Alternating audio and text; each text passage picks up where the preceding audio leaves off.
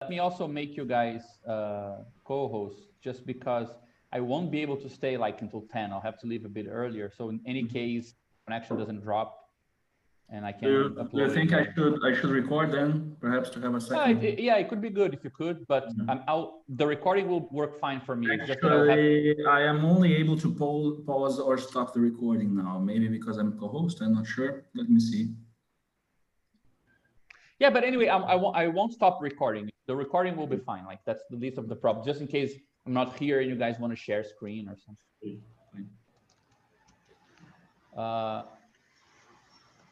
So. Yeah, let me see what I got here. Yeah, well, we suggested a reading of Luca Fraser's Go Back to Anthem in order to, I don't know, get a sense of maybe some examples, some historical contextualization of the stuff that Pedro was presenting last week.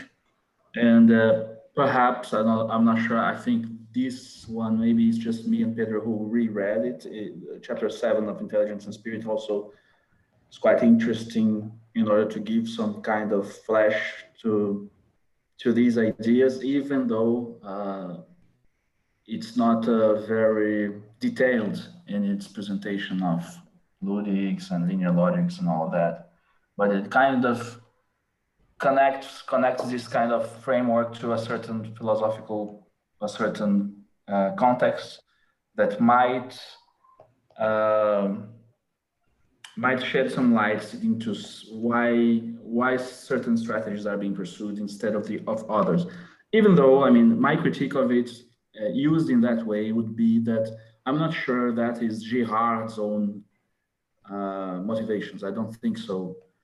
But it is more, you can see it going on in the first generation of his students. For instance, Alain Leconte, his book deals with inferentialism, kind of this kind of philosophy of language that I'm interested in and Pedro is interested in, and ludics as a way to kind of offer a formal infrastructure to it, in a sense.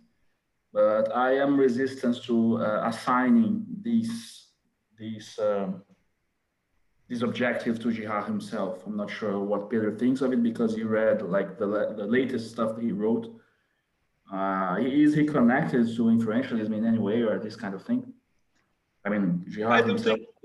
I don't think it's like he never really mentions this. I think this is something that comes from Leconte, but also like because yes and no, because what I think it's the connection between these guys and the philosophy of language is like trying to model language as like concurrent computations, right? Like in terms of like natural language processing and like what is the computational framework that would allow us to like model language in like very sort of like good like old-fashioned AI, like 60s AI, like the sort of like some like where you like you would program like all the concepts in a language and the programs would somehow like by knowing what everything means, it would put it together in the correct form and would automatically achieve like consciousness, which is sort of like the sort of like 60s idea of AI. But I think it's like in these guys, which is also what the like Oxford people do with like different things, right? But they're using like computer programs to parse natural language, and I think that this is sort of the connection. I don't like know explicitly how Leconte arrives at inferentialism, but I thought that like Reza's, despite not having like really good like maybe like like I don't know if he doesn't understand enough to go beyond what the guys are saying. I think that's what I got from reading the book. Like he understands really well what's going on and what are the implications, but he doesn't understand enough to sort of build upon it. And I think that this is kind of a problem, but I think that he gives like really good motivation, especially from the computational side of it. And I think that what ends up putting all of these people together is this sort of like idea of like actually of pragmatics in a certain sense. And I think that this is wanted to. Sorry, yeah, sorry. No, it's just that like I think that in the end, like it's not that these people all have like very similar goals, but it's just that like the sort of like the pragmatic piecemeal construction of it all is what brings them together and what gives also like the sort of like good like what I think it's interesting in regards to like stuff like in like to answer the question of like what computation is, right? Like and what do we do with it? I think that this is something that like somehow like it feels like it's very fortuitous that all of this comes together. Yeah, the thing that I mean that seemed clear from the stuff that I looked into Girard is that, I mean, if you just compare Lucas' text and Rez's chapter, her text is a text on the history of mathematics, right? The history of mathematical logic, and you kind of get the like she places poses a problem regarding Hegel and mathematical logic or mathematics in general, and she pulls that thread, and that thread leads you through a bunch of people, Boole and Hilbert and Jensen and so on, and then you arrive at Girard, right? So the motivation to Girard in her text, to his developments, are purely mathematical. Like it's never gets to questions. I mean, you get, let's say, Curry and things like this, but even the idea of programs, types, and so on, they come into the description more from the history of logic point of view than I mean, there's almost no mention to language in that text, if I'm not mistaken. Like if you just search in the text the word language, I think you almost don't find it. There's a footnote that is quite impressive about Curry saying that you need absolutely U language, a language in use in order to build but like this is the big, I mean, this was the big, okay, this is the like a big assertion about language, or a natural language at least, in her text. I don't remember other stuff. No, but towards the end, when she mentions like his like the Platonic descent, which she's talking about logos, like that's sort of natural languagey, no? Okay, let's just separate natural languagey from like discussing the nature of language. Yeah, sure. And I mean, I'm just trying to separate two motivations and then try to kind of localize better where you guys stand in this process, because I have the impression that the better I also understand like the motivations for you guys to go into this, it's easier also to separate what is cool to go further into, what is kind of besides the point.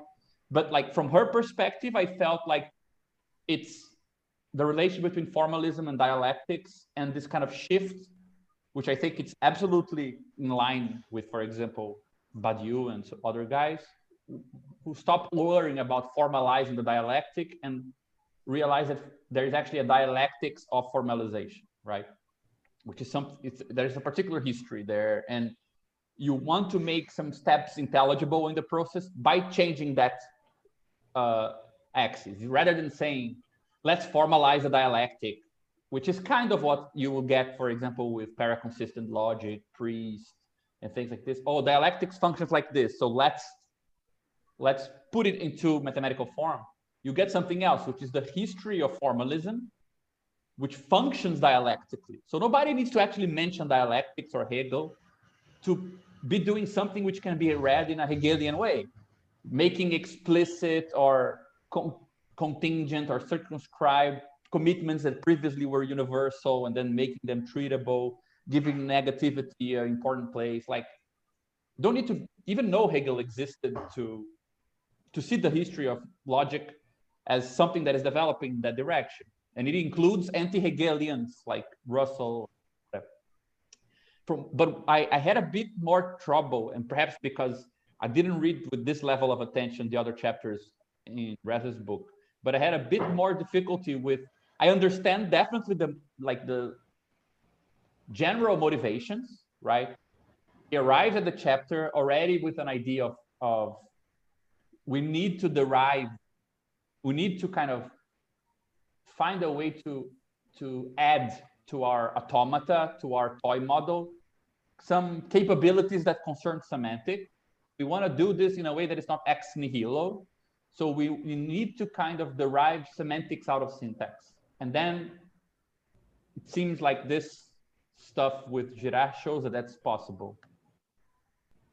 But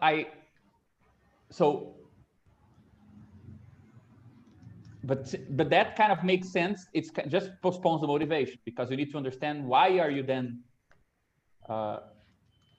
to show that this is possible is to show that it is possible at which level. And that kind of makes me a bit, it's not a genetic study of, well, we now have a model for how to acquire semantical capacities out of non-semantical environments.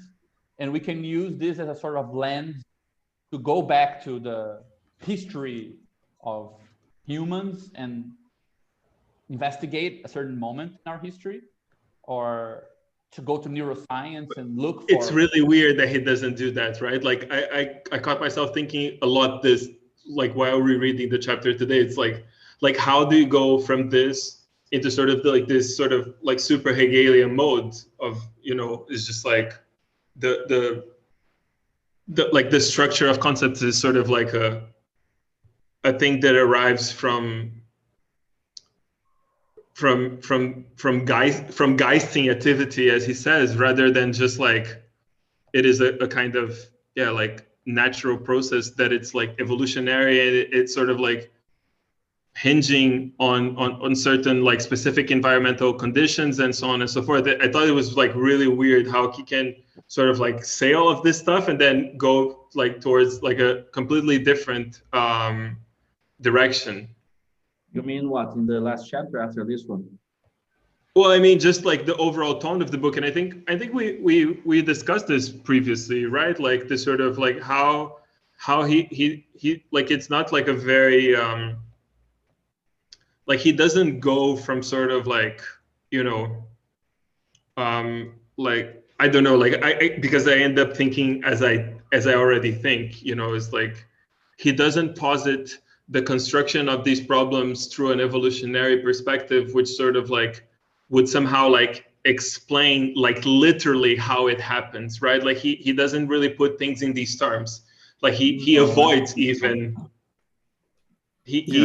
avoid like addressing things in terms of like how like language acquisition by humans have happened, like how this is contingent on a series of environmental changes and so on and so forth. And I think it was like, it's really weird because when he starts positing the question of like the difference between Turing computing machines and like the paradigm of computation as interaction, he sort of like gives that away in a weird way. He's like, oh, but then you don't have the system which precludes environmental and like I was going to mention that, like the point of entrance has something to do with that, because you have to have like dealings with the environment in order for something like this language, the distinction between syntax and semantics, therefore language to emerge, right?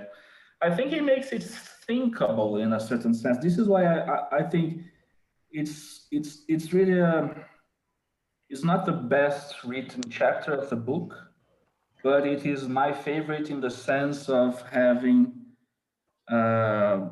more unfulfilled promises. There is something to be worked upon there, but he doesn't go very far in it, really. I mean, and he's very hostile to naturalism too. You must know that, right? So it's quite weird that he's always using this kind of thing, like difference between agent and environment, the relationship between predator and prey, all these biological stuff that basically could justify the reconstruction of all these frameworks in, you know, evolutionary biological terms or naturalistic terms at least. And but actually he's much more of a Kantian than a naturalist in a certain sense. Like, for instance, this is criticized in the book, and I heard him say a lot of different times that you know, arguments from evolution are not real arguments. Like, oh, what? So what? That things evolve to be that way. What does that mean? Like, he always feel that this needs fleshing out, and the fleshing out always comes in the form of some transcendental structure. So this may be a problem or not with his approach. So, but he's fundamentally hostile to naturalism in that sense, like using evolutionary history as explanatory of capacities. I mean, he concedes that some of these have to obtain in that way, but he's always resistant to it. You see, to full naturalization. This is something that I get very clearly from Reza. But okay, I kind of get that feeling, and you already explained that to me a couple of times, and I think it makes total sense with the chapter. The thing that I wanted to understand is, okay, I see from the chapter that you guys suggested that we read that there are some specificities to his approach, but his motivation is, well, we want to talk about, let's say, intrinsic description of a being capable of language, reason, and so on. So we cannot start from our contingent development. We need to give a transcendental development because it's not about us, it's about any intelligence, right? That's how I got it. And then under the conditions that he already poses for himself, the whole ludics linear logic stuff comes in, and then he gives that example of the monkey and the example of that. But it's a sort of, I want to know, I want to spell out in detail all the necessary conditions for anything to be called a self-developing intelligence, right? It seems to me that, I mean, my problems with him are not naturalistic. My problems with him is that I think I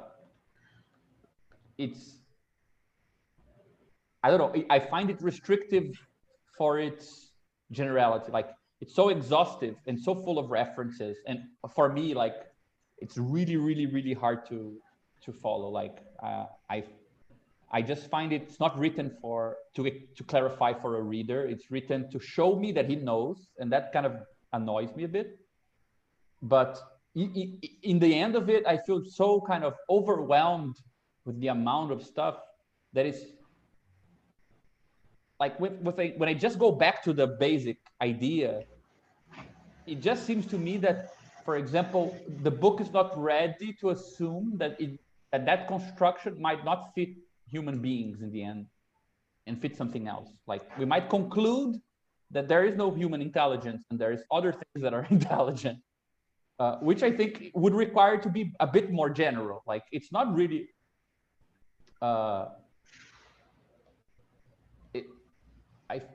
I think sometimes it turns some specific human exception into a transcendental argument, because it's already a lot of humanism and a lot of preconceptions in a certain approach to the philosophy of language and things like this. There are conditions and commitments there. It's not obvious that I would want first that he would show me that his philosophical approach is so unconstrained by human centrality, and then I would accept that it can guide me to this sort of transcendental analysis. Whereas my impression is that there's a lot building to it, like that's kind of below the surface. But then even in that case, it's so exhaustive in still giving you many more layers of conditions that we usually get, that you kind of forget about that. But it gives me what ultimately the sensation that Pedro was saying, like, you're clearly talking about humans or very close to humans. So why are you not using more situated scientific kind of basis? Because there is a history for a being like the one you're describing. If he was making a purely transcendental argument, I don't think anyone would even raise that question, you know? I think the question gets raised because you kind of get the feeling in the end that it was more constrained, the sort of reconstructed thing that he's trying to do, than it seems. I don't know. But regardless of any of that, like, I wanted to know how this kind of fits for you guys. Like, is it the same sort of general project, but perhaps with slightly different tools? Or you feel like Girard on one hand, Rez on the other, there is something else where you guys are? Just because I wanted to situate myself better with how these things fit for you guys, you know? I think there's I think the answer is connected to what you were just saying about certain things that are built in. Well, first you have to really read through the whole book in order to see what's going on in the transcendental argument, and maybe accept in good faith that it's not just about humans, because there is a history to those arguments that go back to Wittgenstein and then Sellers and Brandon. There's this whole lineage, and this is what really connects me to reason. Really, this is the whole point. And this, I actually rehearsed a little bit of that in our presentation on Justin Evans's paper, Space of Reasons, Capital as a Space of Reasons. That has to do with the difference between, for instance, pattern governed and rule obeying, all that kind of typology of behaviors that actually is Sellers that comes up with. So the thing is, of course, this might, for somebody who accepts just pattern governed behavior as some form of intelligence, this might look like you are raising the human standard as the universal standard of intelligence, but I'll go through it otherwise. I would say that there is a qualitative difference between pattern governed and rule obeying that warrants. I'm not sure about the specific predicate. I'm not attached to it, but might warrant preserve one predicate for rule obeying behavior or conceptual, full-fledged conceptual behavior, and a different predicate for pattern-governed behavior, for instance. Why are you putting in those terms? Like, were you under the assumption? I mean, and perhaps I didn't even understand what the difference really is, but are you saying in the sense that you felt like for example, my position was that there is no difference? Or like, who's the other that is? I think you have a more unrestricted use of intelligence, of thinking that comes from you. Yes, I think this is a difference that we have. Like, I am resistant to the idea that any pattern-governed behavior that presents some kind of novelty is thinking. I'm resistant to that. So I think. But why is it called pattern-governed behavior? Like, give me an example of what we've been talking about that reads like pattern-governed. Just so, because perhaps I didn't get the difference as well. Pattern-governed behavior, for instance, for Sellers is the dance bees, the dance of the bees, for instance. They do the dance because of the pattern. We can use the pattern the pattern is explanatory of the dance because it does a set of movements, and by doing this set of movements, its colleagues can locate food and all of that. So there is a pattern going on, but they are not acting that way. They are instantiating the pattern without acting because of the pattern, because it is correct to do that. So you can like map the difference between causes and reasons in that sense. A reason is more like a criterion than a cause. You can be caused, but this is not really a reason in a sense. Like, and a reason, when you act for a reason, you use a criterion for acting. Like, you can be caused by different set of things and even show rational behavior that has to do with the adoption of certain criteria in a certain sense. So this is why I am reticent upon even the thesis of Justin Evans that capital is a kind of restricted space of reasons. Because it seems to me that, I'm not saying that this is wrong, I'm saying that there is reasons for it and against it. For instance, treating real abstractions as reasons, or treating real abstractions as symptoms of the existence of a space of reasons. What are the arguments for it in my point of view? The argument for it is, even Zon Hattler says that much. Like, what was that there's a point in his text that he says, like, your dog cannot, exchange money for commodity. So it seems that, the abstract standard, there's an abstract standard there that has to do with the existence of a criteria for a certain set of behaviors. This is a good argument for it. At the same time, you're not just caused to act, like compulsively caused to act by the real abstractions that are in place.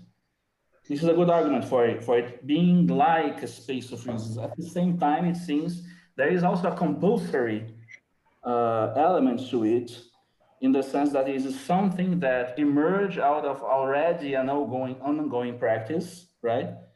That has causal efficiency, and you don't really need to treat it as a criteria, you just do it at the same time. So, for instance... Yeah, but I mean, what I don't understand is, I don't think that the discussion was so obvious that both parties were agreeing that that distinction captures the relevant distinction. Like, there are two options here. Either we both accept the distinction between pattern ruled and pattern governed behavior, rule governed behavior, and then we ascribe phenomena in different ways. The other thing is to say that there might be something that doesn't really fall neatly on one side or the other. Yeah, which is more where I'm having hard time separating phenomena that way. Like, either things have reasons or they have causes. I'm not sure if I'm too... It's not like that. Like, you being caused is a necessary condition to having a reason. The reason can be a cause to act as well, but it is not sufficient, right? You just having cause, by just being caused, you don't have a reason just by itself. The reason has something more than the cause. There is a certain type of a cause, a certain way. If a reason is a cause, like if your action is caused by a reason, the reason is there acting as a cause, but this doesn't mean that any cause is like a reason. So this is of course this has a certain grammar that has to do with a certain set of assumptions that has to do with Sellers, with Brandon. This is what make kind of this dialogue kind of difficult, because of course it means that we would have to engage more deeply with the arguments for this position, which is a position that I uphold personally. So I uphold a difference between causes and reasons, even though a reason can appear as a cause in a certain situation. But can causes appear as reason? Sorry? Can causes also appear as reason? If you use it, if there is a criterion of correctness that you use, so this is causing the behavior. So the reason, the criterion is a cause for your behavior. No, but my point is the inverse. For example, the sort of, when DARPA does those crazy things with your brain, and it makes your hand move without you wanting. But then if you ask the person, but then you ask the person and they say, no, I wanted to move my hand because this and that. Like, I felt like there was a connection. Yeah, the problem is you have to have an internal connection. This wouldn't be problem. If this was sufficient, this wouldn't be problematic. The fact that this is problematic is that you don't have an internal connection between the reason you are saying you moved your arm and the fact that you moved your arm. The fact is, you can have the behavior without being internally connected to the intention to raise your arm, for instance.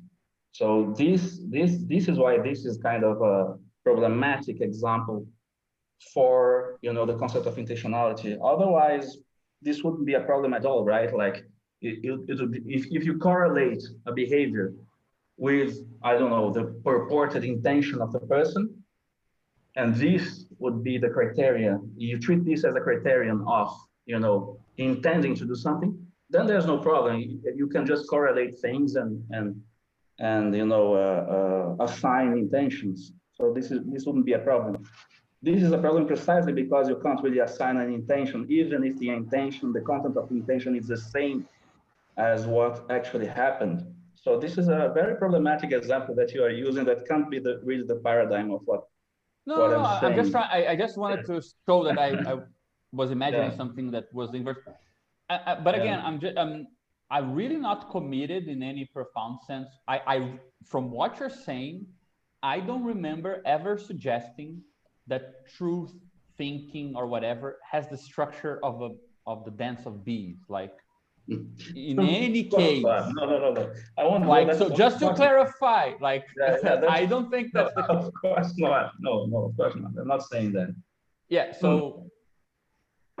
I'm saying that in the absence of an account of thinking that kind of makes a difference between just having a complex pattern. For instance, you can have a super ultra complex pattern, physical pattern, without having any reasoning going on, right?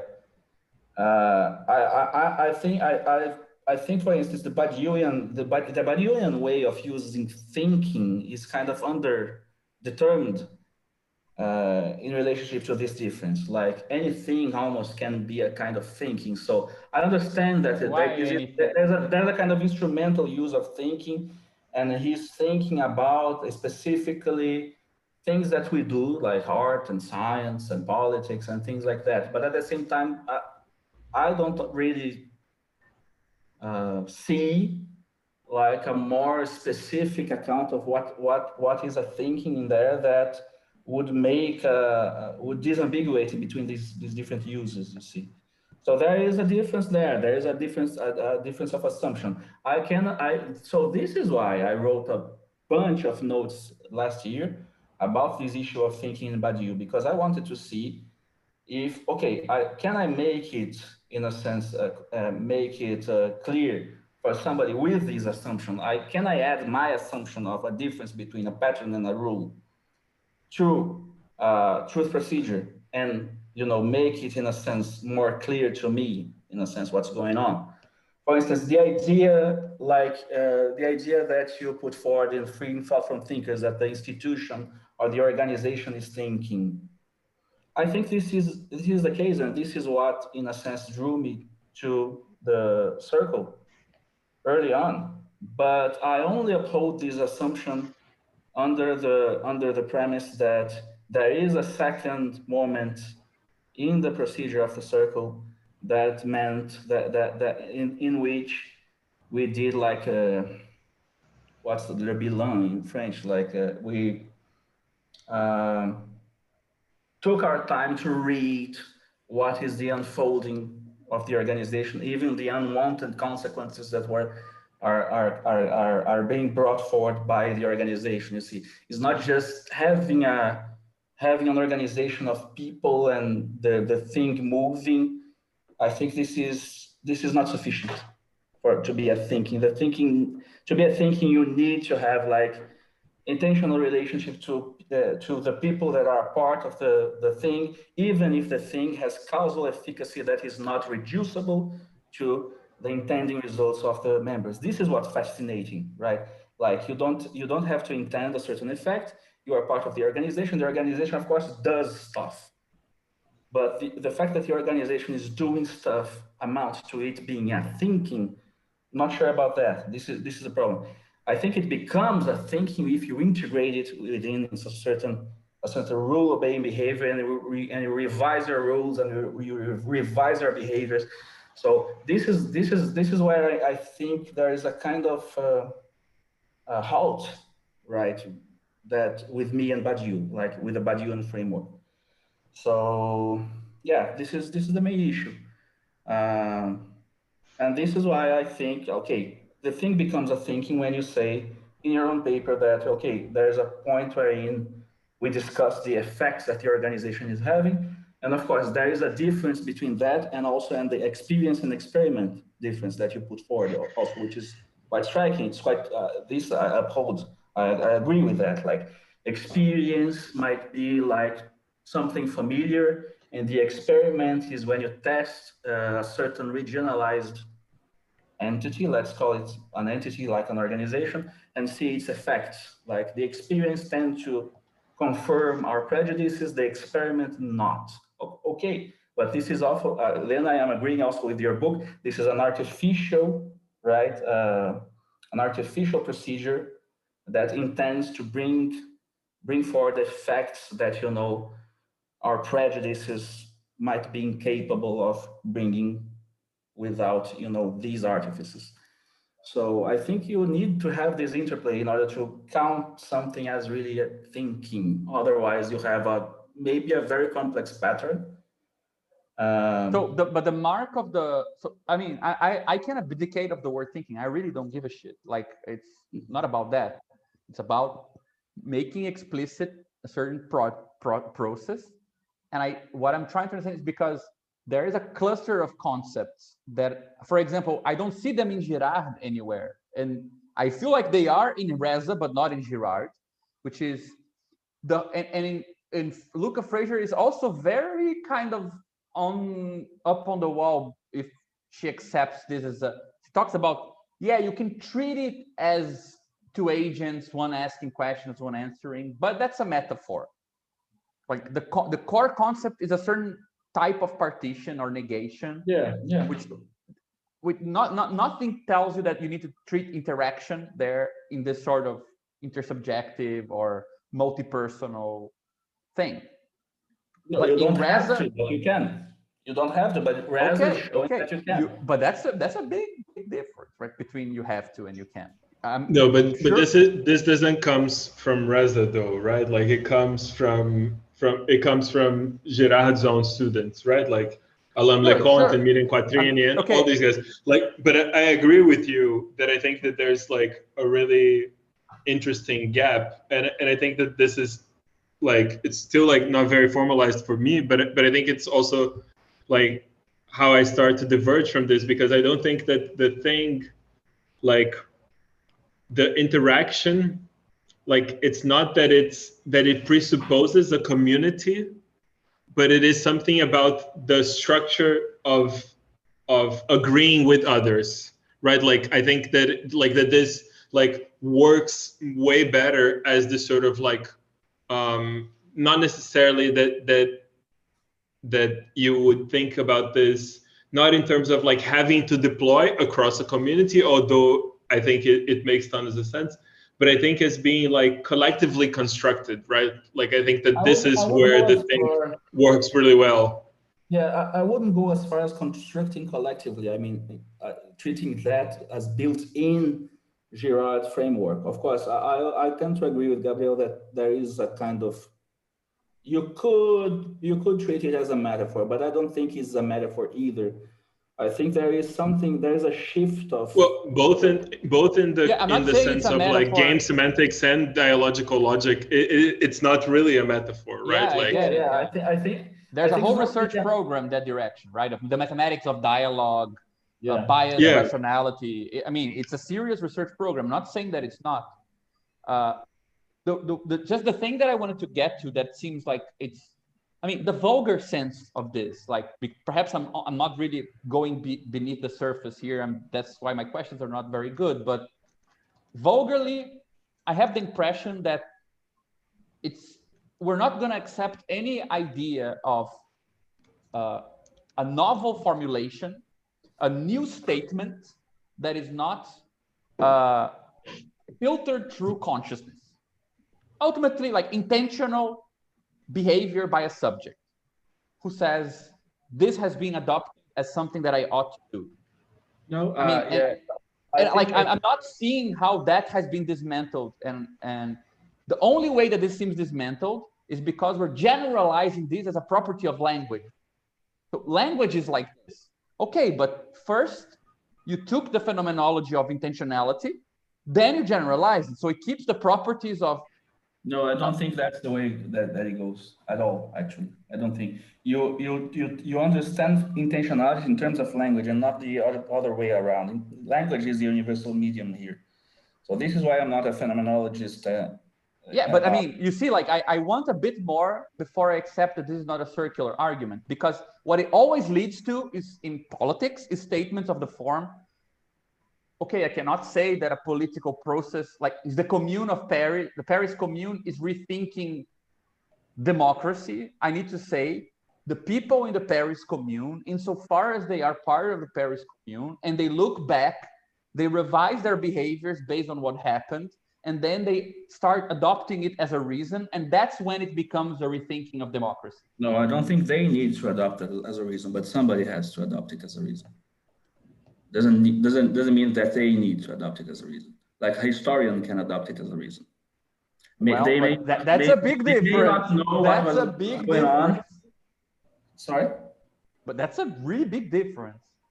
Yeah, there's a big difference, but nevertheless, you need somebody to see it as something. Like in the absence of somebody seeing the Paris Commune as something relevant to democracy, there's no relevance to democracy at all. No relevance to Paris Commune. Yeah, you need somebody to see it as this is the issue. Yeah, you need somebody to see it as fitting the history of democracy, for instance. Okay, but how do you then call the process that happened in the Paris Commune? You wouldn't call it a complex behavior alone. No, not at all. Something else. Yeah, but the reasoning that came later on from the historian saying, well, this is what we ought to do, came much later on. So at that part, when they are embedded in that process, it's not a complex pattern ruled behavior, but it's not fully fledged rule of reason. Yeah, but of course they are following rules in a sense. Of course they want things. They are plotting ways of getting what needs to be done. So this stuff is going on normally in a certain sense. Like of course it's a rupture in the political sense because it doesn't fit the current political scenario of the time, but nevertheless, infrastructurally, you have like a certain set of behaviors that does not decide finally upon the meaning of the Paris Commune. This is up for debate, really. This is up for debate historically and retroactively and all of that, but reconstruct the behavior. Let's take this example. Like you have Paris, 1871, just before, I don't know, March, right? February, you have the women starting to revolt. You have the first revolts there. The soldiers come with the guns. The guns are taken. That's, let's say, an action you can describe by saying you don't want to die in the hand of the gun, so you take the guns. Then they put up the barricades. That's not redoing democracy. That's just protecting yourself from more soldiers. Then, to keep the morale high, they write a little song. That's not reinventing democracy. That's just writing a little song. The sum of all those local investigations, they're all finite, all formulatable with well-known statements from the time. I want to survive. I don't want to let go. I want to raise the morale. I don't want to feel humiliated. Therefore, we will do this in an assembly rather than just have somebody tell me what to do. Those are all knowable statements, knowable rules. You can kind of filter that situation only with known rules. But the sum of all of that is irreducible to any of the known things. Of course. Okay. The sum of all that, yeah, I agree. Is it a rule behavior if it cannot be followed because it cannot be expressed because it's a new thing that has no statement correlated to it? Because the thing bringing it about, the behaviors are always behaviors, rational behaviors. I mean, but you don't need to postulate something ex nihilo, something weird. No, but to have an object. Yeah. That's my point. The sum of all well-formed rules might not be a well-formed rule. right? The combination of all these things might amount to something. No. It might not be a of course not, because otherwise you would only be capable of repeating known rules. The point is to come up with an account that is rule-based. At the same time, you can come up with novelty and revision of rules. Like this is the point really. The rule gives you explanatory traction upon behavior. Like you have rules, you can have explanatory traction upon behavior because of the rule. The rule is explanatory. But my point is, for every behavior, there will be an individual or some set of individuals who are capable of saying we acted in accordance with this. I only wanted to survive. I only wanted to write a song. I just wanted to get the decision made. Not always. Like, of course. No, but even if we do, like, I'm simplifying just to make the case for rule-based explanation of the political phenomenon. Yeah, so making to the extreme. Yes. Yeah, but then nothing guarantees that if I gather all of this together and I treat it as something that therefore is the correlate of an ought, that I will find someone acting with a particular person or any intentional being who will be able to say I acted in accordance with this. You mean with a rule that you come up by extracting like the envelope of the situation, like everything, like the upper bound. Okay. Yeah. No, I don't think you have exactly that. You might have like you might say that the Russian Revolution is successful and there was somebody intending for it to be successful, not the Russian Revolution as we, for instance, use it today, because the concept has acquired many new meanings, many different collateral meanings, but something like a complete uprising, socialization of the means of production, at least in the first phase. Yeah, there were structural desiderata at the time that were kind of successful, right? Of course, then everything went kaput. But anyway, I mean, just to say, it's not always like that. You see, like very little examples. Like we have this. You were part of this. Like we have this discussion, organizational discussions in FOSO. Some of those discussions were oriented towards certain ideas. Like we had a certain set of ideas of what might be interesting to do. Certain other people were interested in doing something more in accordance with an anarchist, for instance,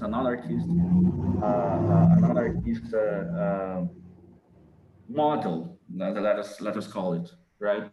So it's not to say that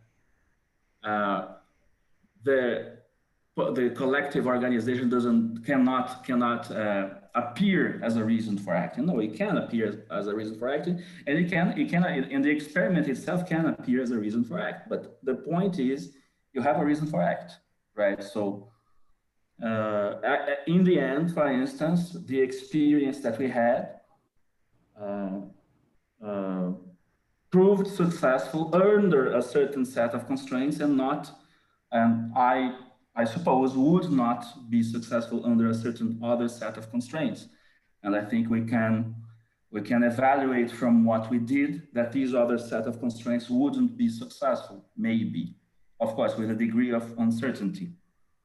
So, for instance, I think this is the way I understand, for instance, participating in an event. What I like in Badiou's account of the event, and we taught this last semester, not the semester before that, is the fact that you are not sure what the event is while you're at it, but you are acting for your reasons, right?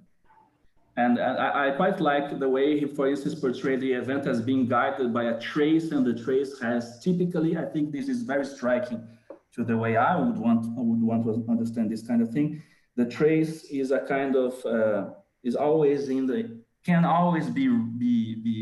almost always be proposed in an imperative form. Like he says that much in Logics of Worlds.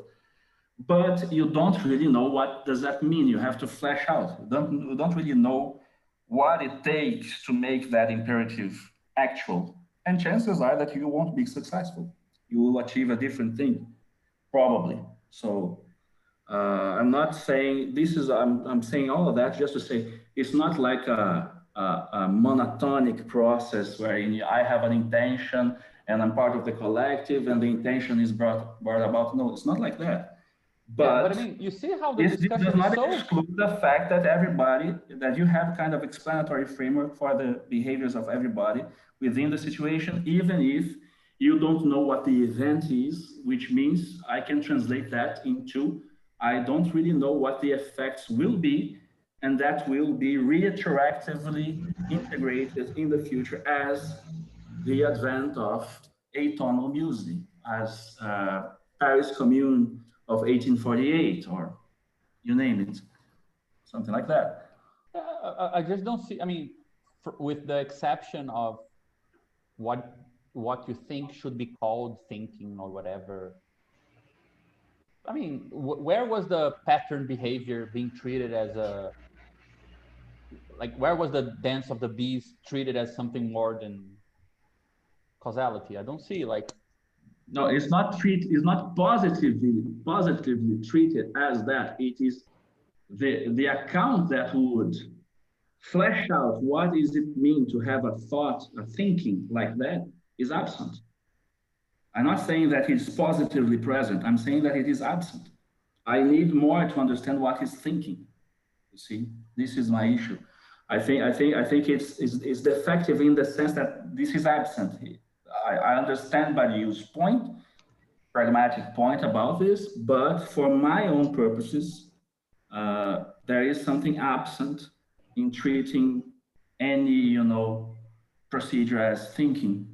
There's something defective about that. I need more than that. Yeah, so I don't understand. I don't think he's positively saying this, but it opens the way to say that almost anything can think, which is an undesirable consequence of that assumption for me. At least I'm not an animist of any sort or object-oriented or this kind of flat ontology kind of thing. I think it's an unfortunate consequence of our not having more fleshed out account of what constitutes thinking.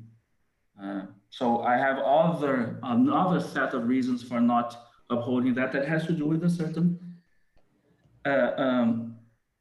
undesired consequences of that. The funny thing to me is that I would take him to be, on the contrary, too aristocratic, not too democratic with his idea of thinking, because not even humans think, right? In the Paris Commune, everyone knows to some extent what they're doing, but knowledge is not thinking for him. So before the Paris Commune, you can explain away, you can partition every set of actions in terms of finite descriptions. During the Paris Commune, if you take every person, you can also do it in that way, finite commitments and rules and norms, but none of them are in any sense, like, the best they can do is try to, let's say, incorporate or give some figure or give some partial statement about the process that they're part of. And you can, I see what you mean. Like, you can't really attain infinity through the finite means of adding up to infinity. So the event is like the unattainable infinite, wherein you have like this finite. No, the event is not infinite. It's not the event that is attainable infinite. The procedure, which is only intelligible as an infinite thing, and you get to, of course, treat it as a partial thing. But even a Maoist saying, I'm doing this because of Maoism, he's still doing it just to feel like he's cool or whatever. Still, just nothing will make the distinction between, are you the guy trying to look cool as a revolutionary, or are you really in the spirit of the revolution? The question is you posed. And I would say that the whole point of having an ontology based on sets as the primitive is so that you can then, your theory of intelligence, so to speak, always assign intelligence or novelty to collective, when it comes to politics, to assign it to collective processes. And then there is the problem of bringing it back to your individual, intentional level, even if it's a condition that you need people who can follow rules, it's asking too much of your explanation of what is human intelligence, that the same mechanism that accounts for that also accounts for the Paris Commune. He actually, I think it's closer in some sense from what I understand of Pedro's position, because for him, it simply would never have been possible without some surrogate structure that is larger than what people have. People are weaker in terms of their capacity for reasoning, and that's fine.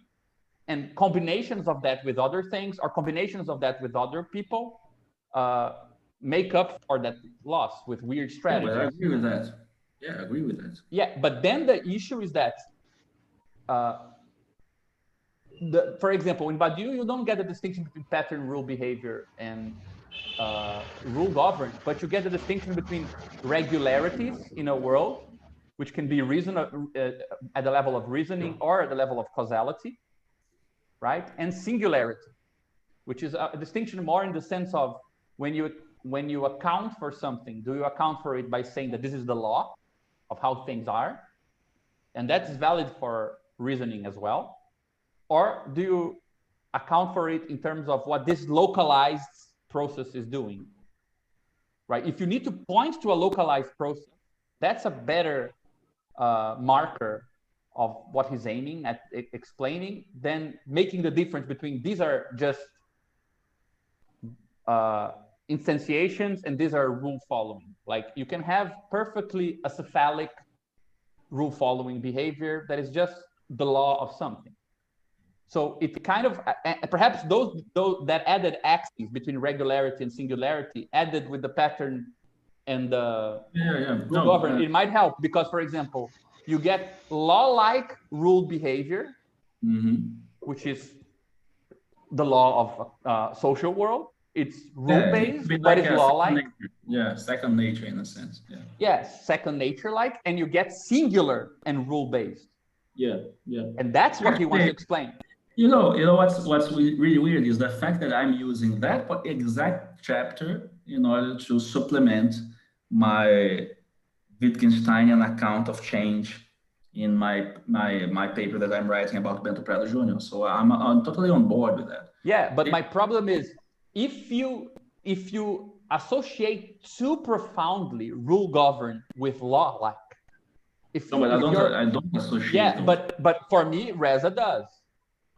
For example, it's language. So? Yeah, he gives you that let's not have a thick concept of sociality. We don't want to have sociality. I don't understand that argument. I'm not going to really delve into that because I don't understand that argument, particular argument. That he makes.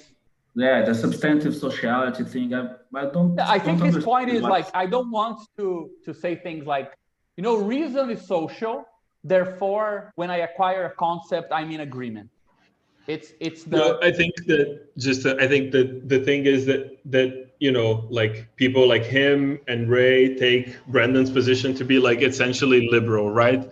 Like that by like reason being a social process, like you would automatically. I think that this is like Brandon's position, although it might not be, but that like that.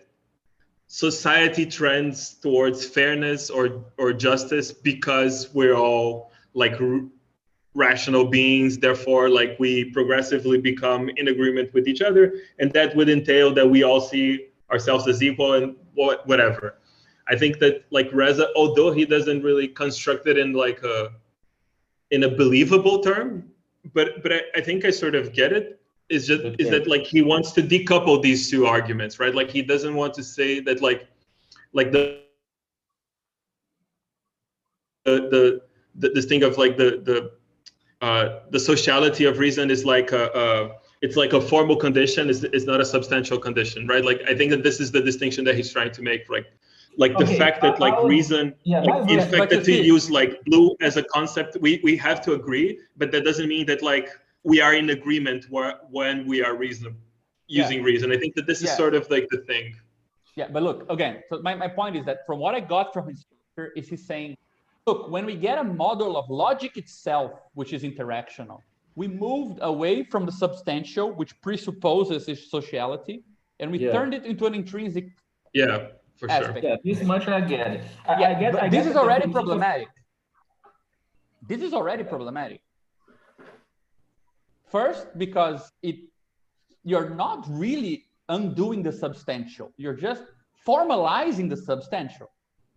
You just said that interaction is... No, but I mean, if I understand, I mean, building upon what Pedro said, if this is it, it seems to be something that, for instance, has to do with the difference between the difference that I usually make between what's normality, and normativity. For instance, like normality has to do with a certain set of contents of behaviors that are normal, that we agree upon.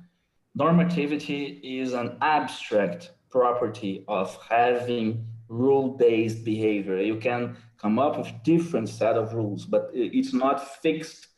Like the reference of these rules is not fixed, right? So this is the way I would parse this difference between substantive sociality and formal sociality, if this is what RESA means. But nevertheless, I don't agree that that Brandon does not presuppose a formal sociality, because, you know, even if maybe his account is too substantial, like maybe it's too normal, instead of being normative, right? But this does not mean that it is not also formal, because the way Brandon thinks about content conferring practices, it does not prejudge what those contents are specifically. It just has a model of multi-agent system that is, you know, under the ontic scorekeeping model. So I'm not sure. I mean, first, if that is it, I'm not sure that the critique that RESA makes is tenable to Brandon in that sense. Yeah, but maybe there are unwanted consequences of the way Brandon frames it. But you see where I'm trying to get? Like, my point is, once we have those two axes of regularity and singularity, rule and pattern, the problem is, like, you don't want to define rules in such a way that they're too committed to regularity. Yeah. And for example, we would have to see in detail, and I think that this is a technical point, in which sense is duality and negation and testing in Girard, does it imply, like, the fact that, from what I understood thus far of his project, the fact that the set to be tested, right, and the set that does the testing, that they share the same universe, right? There must be a set that contains both of them. That's a condition. This is this. How much regularity does this imply? How much you can interpret this as some sort of common underlying whatever, right? Yeah. So that's the first issue. Yeah, I agree. That's an issue. I agree with that. Yeah. And I mean, it makes perfect sense if you want to expand on that. So if you have a research project based on the capacity for dialogue to lead to new places, to perfect reasoning and so on, that's a non-issue, because you will want to treat this universal, this universe as some level of commonality, and you want to treat tested and testing as two agents or two moments of an agent or whatever. Yeah, like, whatever. Try to unfold it. You can treat that way. Yeah. Yeah, but the issue is, well, I want to be able to push it towards the singular a bit and see if it holds, right? In fact, I think that it's quite striking if you read a bit into the math, as far as I could go, that the way that he defines negation and this partitioning is ridiculously close to the formalism that defines an investigation for Badiou. It's really similar to the way that you take, like, this weird complements of either you get a positive or a negative, and you take a complement, then you build a tree out of these filters. Like, it's like, you mean like the theory of points or something like that? It's both in being an event and in the theory of points. The theory of, yeah, I think the theory of points, something like that, yeah. Because this sort of mix of, like what Girard is doing is finding a weird mixture of classic and intuitionist logic, right? He takes a weird notion of negation, which is quite clear cut. It establishes this sort of polarities, dualism, and so on. It seems to be, for me, this was unclear. It's a technical point too. It seems to me to be compatible with the classical negation, but at the same time, in the text, I'm reading that it does not behave like classical negation. Like No, you it can doesn't. cannot have an argument from what's argumento por absurdo, right? Like what's that in English? Oh, yeah. Argument by contradiction, reasoning by Argument contradiction. by contradiction. Yeah. Yeah, no, but I think you should forget the classical logic. Like it's a classical operation in the sense that it's either it's here or it's there, right? Some statement is either is the proof of negation of A or is a proof of A.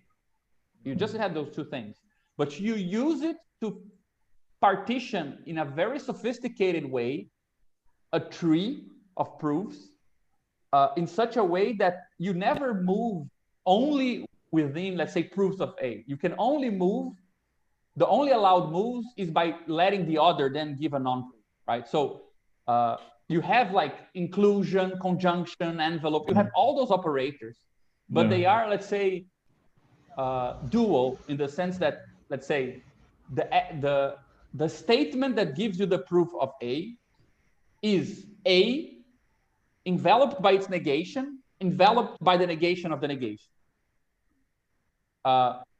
So it's like many of the elements are definitely, I mean, one of the first things Badiou said when he published Being an Event was, I just gave a situated account of Hegel's logic. Like, you want to talk about double negation, dialectics, and so on. Yeah, it's just that it's a situated singular phenomena. It's not the law of the world. Like, it needs to begin, it needs to have a start. His project was always very much connected with that idea that the outer description is generic because it's all about, let's say, coming up with statements that are not, don't really appear in the language of the situation, are not consequential in the language of the situation. But internally, it's a dialectical process. Like you get most of Hegel back. And formally, you get a similar feel with the idea of these investigations. They can give you a positive or a negative result. Then you construct the trees of these positive and negative connections. And the complement structure of them gives you some important information. He even describes it as putting the classical negation at the service of contradiction, right? So there is a lot of similarities, a lot. They could be definitely studied. But what he's suggesting, and this is why I push towards this interpretation, is that you can bring together singularity and normativity. You don't need to have normativity with regularity. But when you have singularity with normativity, you cannot make statements of the form, they are not proper statements of the form, I thought. Those are possible, but they are of the regular plus normative side. Because when I think, a bunch of agreements with others must hold. But when it thinks, or something is thinking, those are not necessary, because that interaction is between, let's say, you and the organization, or you and the painting, or paintings amongst themselves, or whatever. So it's slightly more deformed, it's slightly less trivial in that sense. It's not yet another case. In Girard and Badiou, or both? Badiou, yeah. So my interest in, like, the place where I see an interesting intersection between what you're saying, the way I understood Pedro's research, which seems to give more credence to the role of other material substrates in the development of these processes. Like, correct me if I'm wrong, Pedro, but I had the impression from some of the stuff that you were interested in that you take Wilson's kind of weak rationality, like we are weaker at reasoning than it seems, right? and this avoidance strategies, not to drive us towards a social theory, but let's say a media theory, right? In the sense that Yeah, more for sure, localized, definitely. it's more localized than sociality. We're weak, but in our agreement as the human intelligence, it works. It's different from saying it's weak, but with a bit of paint and some screen, like paper or whatever. Yeah, some paper, it works. Like, you don't need to go as to give, like, that would be the regular description, and it might be fine as well, but it doesn't really end the problem. You still want to know in further restricted structures where you have these weak reasoning capacities and some material support that does not think on its own, if it's possible that something else happens. And I would say that to take these three levels from sociality at large to some medium, I would put the generic procedure in a bottom where it's not simply that you have a medium that spells out complexities that simply wouldn't fit your reasoning capacities, but that when it takes this detour, it takes it in such a way that it inverts the statement. Like, the statement that makes the process intelligible requires you to say something thinks and not you think. So you could consider it as a restriction, like sociality in general, reasoning with supports, and the point where the supports are of such a special quality that you're the support, ultimately. Doesn't mean that you can avoid. I mean, I've never seen anybody and claim, well, there is art, politics, love, science, and there is bees. Like, it's still, everyone complains it's humanistic and so on. But it's weirdly, it proposes that you need to invert the order. You get humans as the support and something else as the thing reasoning. Like, that's the only way where grammatically you can make sense of what's going on. Like, the statements start making sense. So I see kind of a continuity, and I actually see, like, it's funny because we said this a couple of months ago, like, it seems like a lot of pragmatic studies of reason, they fit into Badiou's project at the post-evental level. They don't fit as the general theory, but for him, there is no general theory. Like, there is no, even though every thinking emerges singularly, with time it becomes regular, right? And then you can have a whole process to describe this. How does it come that a new idea becomes sort of parsed into well-formed behaviors and just absorbed back? That's an interesting field to study. But when you generalize this as if it's not a singular but a general process, these material mediums, these sort of weird inversions, they don't have a place anymore. Like, you never get to ask about these things, which I think is something that bothers Pedro a bit when it's presented too much as a general account, you know? I'm not sure if I'm giving like, if it makes sense to you, Pedro. Perhaps. No, I'm like, I don't understand Badiou enough, because, like, for me at least, the thing is that, like, and I think that's, like, I have to go to the text that you mentioned just today, the transcendental syntax one, but, like, for me is that, like, you can't really explain anything if it's not in like strictly naturalistic terms, right? Like, and I think that, like, what, like, Girard, by way of Mark Wilson, gives, like, a good, like, intuition of, like, how you're breaking, Pedro. You broke up, man. Yeah.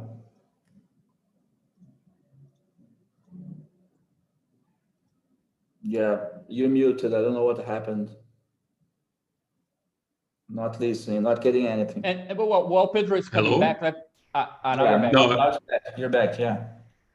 Yeah. So said I something think about it's just that, like, natural language. I didn't get if that's like a no. I What I said was that, like, I think that for me it's like that, like, I don't understand enough of Badiou, but I don't, like, I never get the appeal of the more generic thing of, like, this inversion that you mentioned on the bottom. like because I just don't understand it. Like I just don't know enough of it to sort of make a sense. But like that, you know, like my thing is like really because I think the insight that is like that I think it's like really powerful in Sellers is like being like really strongly normativist and really strongly naturalist, and how one presupposes the other when you take science as the sort of like starting point of all of this, right? Like, and I think that the what Girard does, and I don't know like how compatible it is with what Badiou is saying, but I'll have a look at the text later. It's just that like it gives like good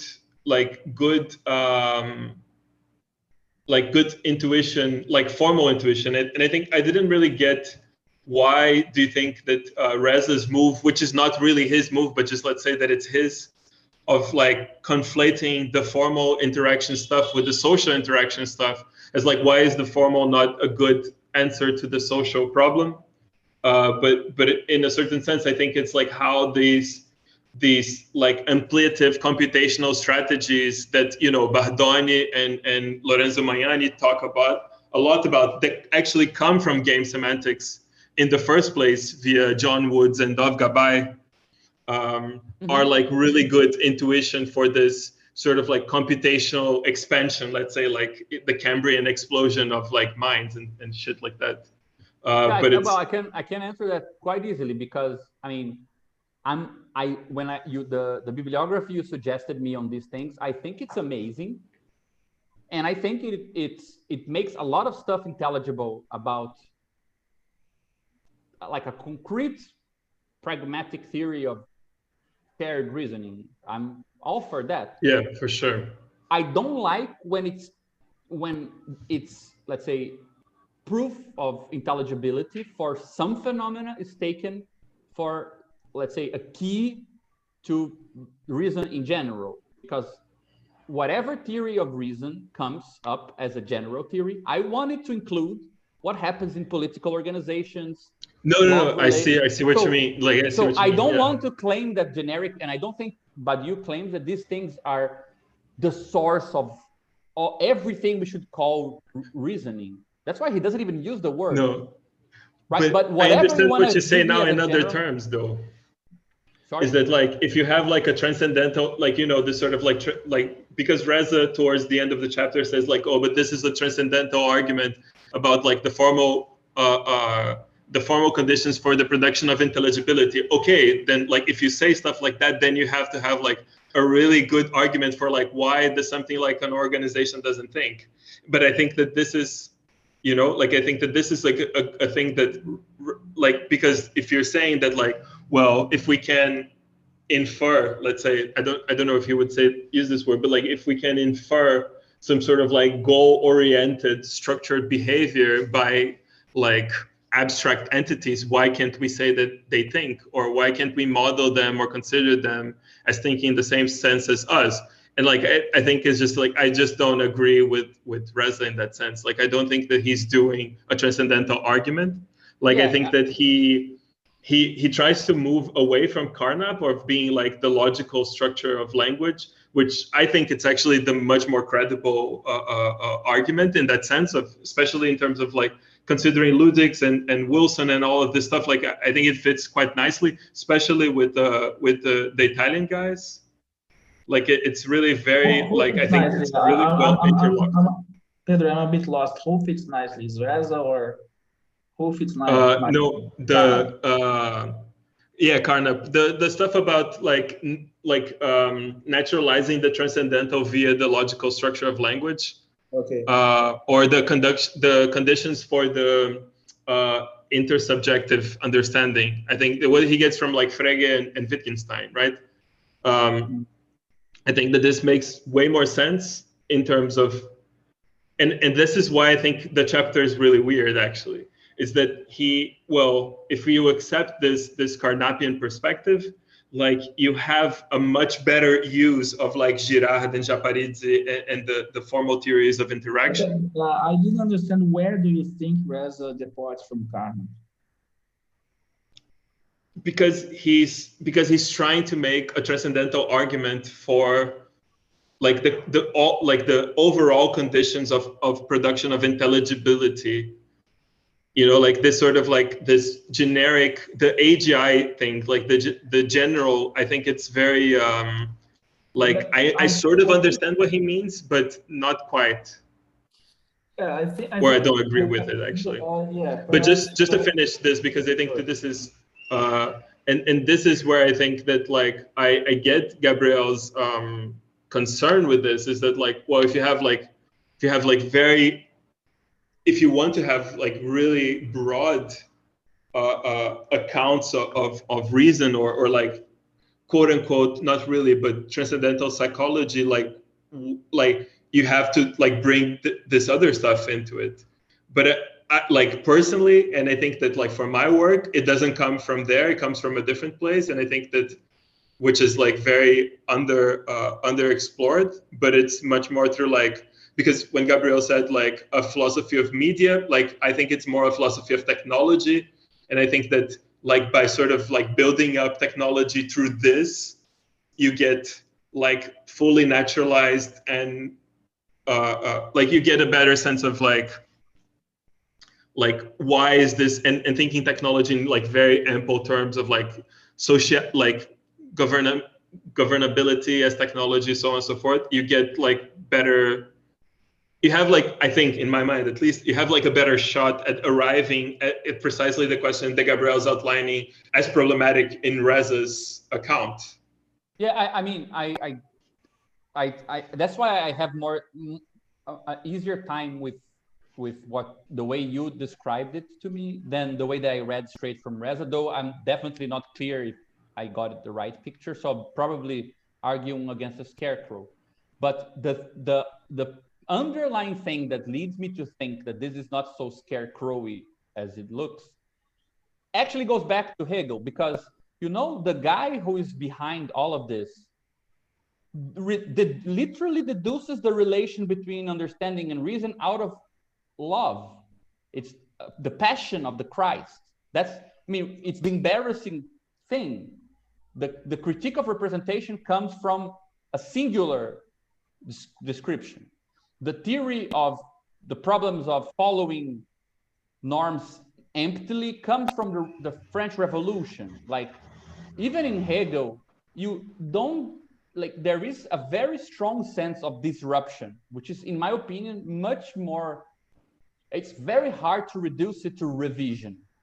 I feel like the Hegel for the revision of rules, like the only singular thing you get is kind of singular breaks in reasoning and revisions that capture it again under certain conditions. That's, let's say, in our axis here between pattern, ruled, and regular, and Hegel only exists kind of in this block, or regularity. And there is singularity and these weird disruptions of ruins of states, disruptions in political and other affairs. And I feel like there's no, it's not for nothing that Marxism was so interested in Hegel, because negativity, the negativity you want is not just the negativity of error, is the negativity of self-sundering, right? The sense of everything comes down. And then Hegel is a weird absolute material idealist, in the sense that when a state comes to ruin and you don't even have the means to continue, the ruins have a form, right? Ruins are something you can do something with. And the things you can do with the ruins of a state are not given by the state, and by actually, they're weirdly contingent, right? They're weirdly non-continuous, let's say. And I feel like this is a very important point that gets ultimately the sort of, becomes a logical figure in Badiou, with this sort of idea that below the site you can still extract some form that didn't have a form, but that doesn't mean you will continue. It's not a revision of a world. A new world is not the expansion of the old world. It's not more intelligibility. It might imply absolute destruction. Yeah, but revision does not imply either more intelligibility. Yeah, but you see, like, when sociality is always on the side of regularity, normativity, at least from afar, where I am, like far away from the actual nitty-gritty of the project, looks so kind of entangled with agreement, general raising of intelligibility, I think universality, that's and a problem. Yeah, general raising of intelligibility is a problem with the Erasmus project, but I think this comes up in the last chapter, in the philosophy of intelligence. yeah, it appears There, there. But I I felt like think it was, he wants to weave the whole project that was, in a sense, the heart of the project is a very much more modest thing that is the toy model. What does it need to be intelligent? And there is this methodological explicit stance that, okay, we will model this intelligence upon ourselves. Of course, there is the human is a model for intelligence, right? But the fact that you are trying to parse what does it mean to instantiate or to equip something else with this form of intelligence means that you are also upholding the thesis of multiple realizability. Like you can, I mean, prima facie, you can instantiate this in different substrates. So this is the basic gist of the book. And then you have transcendental psychology, you need perception, you need time, you need blah, blah, blah, blah, blah, and then you need language. So in the context of the book, I think this is very striking, this chapter, because like he can, from what I understand, which is not, it's not admittedly not fine-grained enough. I need to really go through Alan Leconte's book and James Trafford's book to see if this is the case. From what I understand, he takes from ludics this minimal idea that with just a place, the loci, right, with the place and the iteration of that place and the functional this iteration will individualize a certain function for that place, you get semantics. This is basic, the minimal understanding I have of it. And I think it's pretty striking. I think it's very good, really.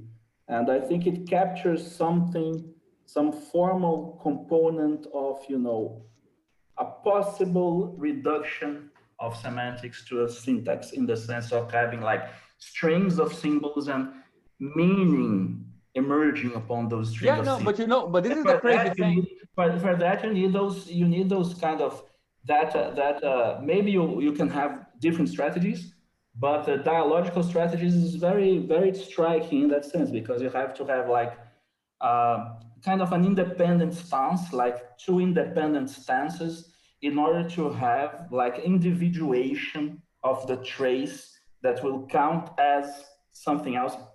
Then you have semantics in a sense, like minimal No, semantics. yeah, but my point is this: like, the way that this look there is a very important part that I still didn't understand. I'm not sure if we have time, if you guys already know a bit of this. Like, I wrote down most of what I understood, like step by step, of what orthogonality means. Yeah, I'm fucked with that. It's very, But yeah. besides the technical point of the way that the proof trees are partitioned between who defends and who attacks, or who's tested and who tests. Like, if if if there is such a singular way that this needs to behave, taking that in like bracketing that for a bit, because I still don't get it. Like, the whole point of this sort of specific description that Badiou gives of how inquiries amount to some form of generic supplement of a situation. The way that he describes this is as the construction of a subject language, right? The whole point being that what counts as a subject, meaning the thing to which you would address the singularity of, this is the thing that this concerns, right? This is the subject matter, is not the stuff that was in the situation. So you would either say a couple, you would say an organization, you would say an artistic movement, but you're missing some information and you're making poorer statements if you make the statement about just one painting, like if you listen to one noise track and you make statements about it, you'll make poorer statements.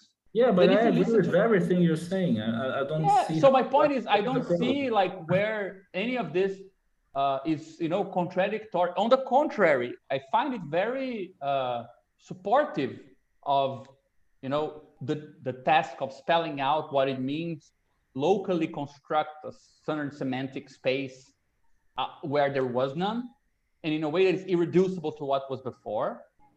I mean, the idea that this happens through testing experimentally, locally, I also find that quite. What I don't get is, and I think that that's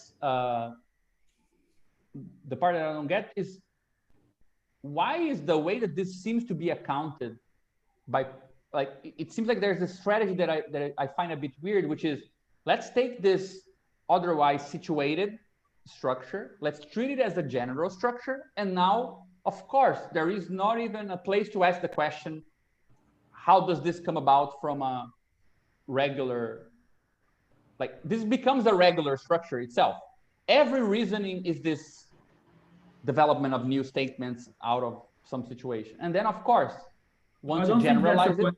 Just a quick point about this. I don't think this is the argument of the chapter, like every novelty. I think the argument of the chapter is just to bridge syntax and semantics and make, you know, make a transcendental account of the emergence of natural language out of that. It's not just any. No, yeah, I'm not arguing with Reza. I'm arguing with the way that you presented it, like, okay. Because my interest is understanding how I can help with the research you guys are interested in, and I can find a common ground. For now, I can find a common ground between what I understand that you and Pedro are doing and what interests me in the fact that there are formal similarities between linear logic and ludics, and perhaps a refined, a more specific account of a process that is underdetermined in post-evental subject languages, or whatever you want to call it. I will have to look very detailed, in much more detail, the issue of subject language, because it seems that maybe that's a candidate for bridging this issue. But you see, like my point is, at this technical level, I see a lot of things I want to understand better. I'd be happy to kind of try to chew the part I understood and contribute presenting. The place where I see a problem is not with, is this something worth developing or not? The place where I see a bigger contradiction is that, from my impression, there is between Pedro and you and what I think Dennis and I are trying to do. For example, we wrote a text that manages to describe some form of logic of value and other aspects of what makes phenomena intelligible socially. And we are trying to develop, let's say, a singular, the logic of what a singular set of organizations or a singular ecology, something which is not, it might have necessary conditions on, well, it's not a text written for aliens or for bees, it's written for people who are doing politics. So it's definitely filled with presuppositions on what it's for. It's for humans, right? And modern contemporary people, whatever. So it's filled with subconditions, of course. But ultimately, it's asking questions of the form, given that the social space is more intelligible if you look at it through this lens of value here, through the lens of kinship, through the lens of contracts or whatever. What are interesting things we can say about organizing that are helpful? So it's a situated thing, more on the side of the singular, right? If you try to test out some stuff, how would you go about it, and how you might look at your own organization in a way that you maximize what you learn from it? Given that it's a very underdetermined thing, we don't know how you're going to do things, we don't know what you're going to do them for, but how can we still say some things that are useful for those conditions? So I feel like we're moving towards something which is quite localized, situated, and building from smaller blocks, giving those kind of parameters of value, blah, blah, blah, blah, right? the place where I find it hard to create some sort of compatibility is, for example, Pedro just said something like governability is a technology. Reasoning happening through technology, therefore governability is also technology. It's something that is always already happening. It's never truly, it's more situated than sociality in an abstract sense, but it's still, like, there is no discontinuity. It's a sort of, you know, I feel like sometimes pragmatics hides a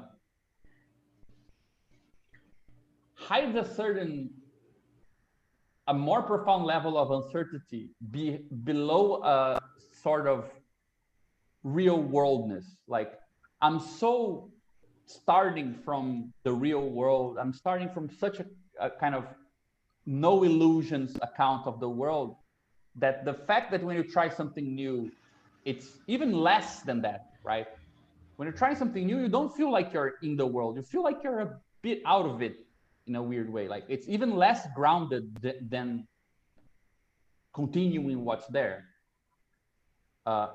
So sometimes that feels hidden behind it a bit for me. And I seem to feel like most of the time that we clash, it's because there is too much of a, like, the way in which things are argued, because perhaps it has a concern with the genetic account or the morphological account of things, is too based on the continuity of processes. There is no way of starting something, because we're always talking about what continues, what is essential, and not about what is not essential. Whereas in some level, organizing is not essential. And other stuff about other procedures is also, they're not essential. You can not do it. It's not necessary. It doesn't follow from the way that things are, that we should do this or that. It's precisely. Actually, I would argue the opposite, that organization is essential. Dude, don't say that. Like, it's so hypocritical. It's crazy. Don't say that, man. I mean, look at us.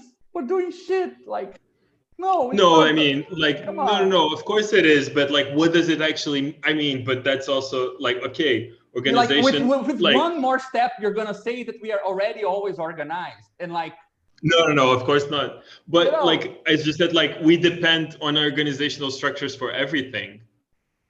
Like the fact that like we're like having, you know, like, but again, you don't want to be through that very obvious important statement, hide the fact that there is a difference between the regular organizations and trying something out, which is singular. Like, whatever it is. But do you think that this is like but this is not like an organizational, like, do you think that this is an organizational difference as well between these two things? Yes. Yeah, it's I mean, well, it can be, but it's maybe not necessarily, I guess. Like part of I just want to clarify that you see the rhetorical trap, right? Which I think it's also a political trap ultimately.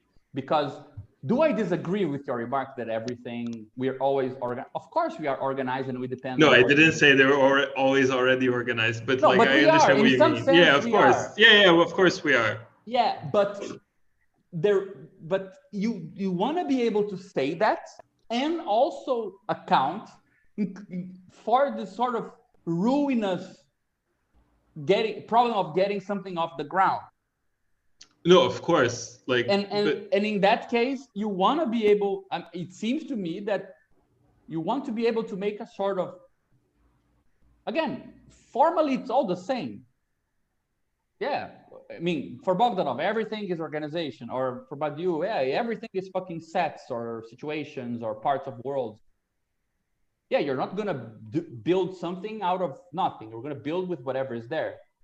But you wanna be able to name explicitly that moment, which is what I mentioned in Hegel as well, a moment that it's much more intelligible if you describe it as a discontinuity than if you describe it as a continuity. If you allow for the moment where there is reason, but there is no ought, right? And that's where, for Hegel, you move, in fact, from understanding to reason. So it should be a place, it might be totally kind of heuristic. Like, can you you see my point? Can you describe the movement of the students in Brazil as a continuity? You can. You will learn less. Yeah, I think another way that we could productively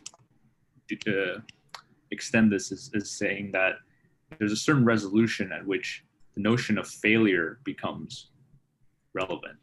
If you look at simply organization, at the organizational level, everything is organized, or at levels of disorganization or organization, you don't have a notion of failure. You only have a notion of degrees of some measure, which I think, but the whole concept of something moving towards a goal and failing to reach that goal, that seems to require an additional step, which is like something like the gap within organization between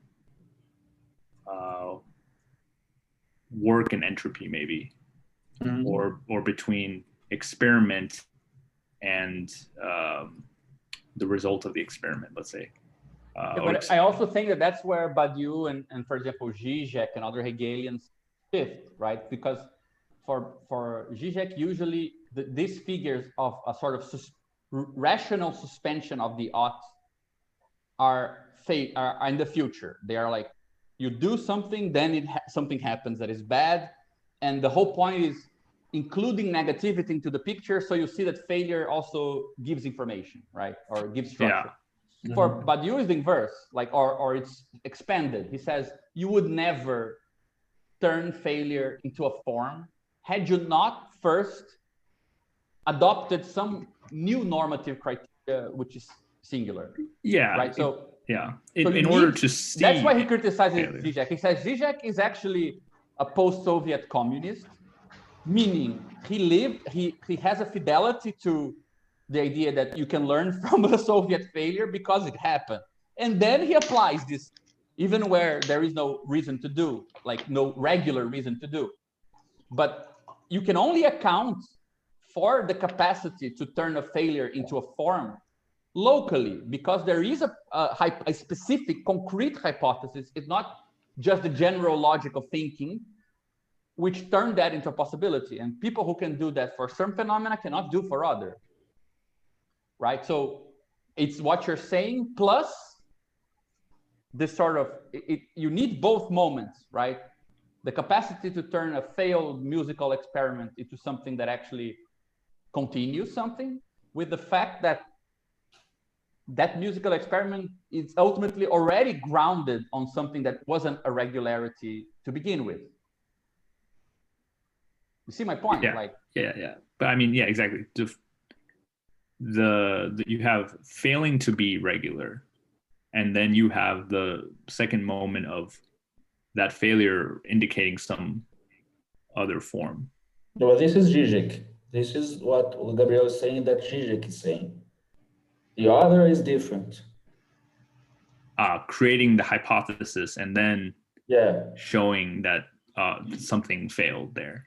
Yeah, I would say even, I think the hypothesis is already secondary, right? The idea is you need to have a site where you already have something which is, let's say, an available form that is there, but it has no application, right?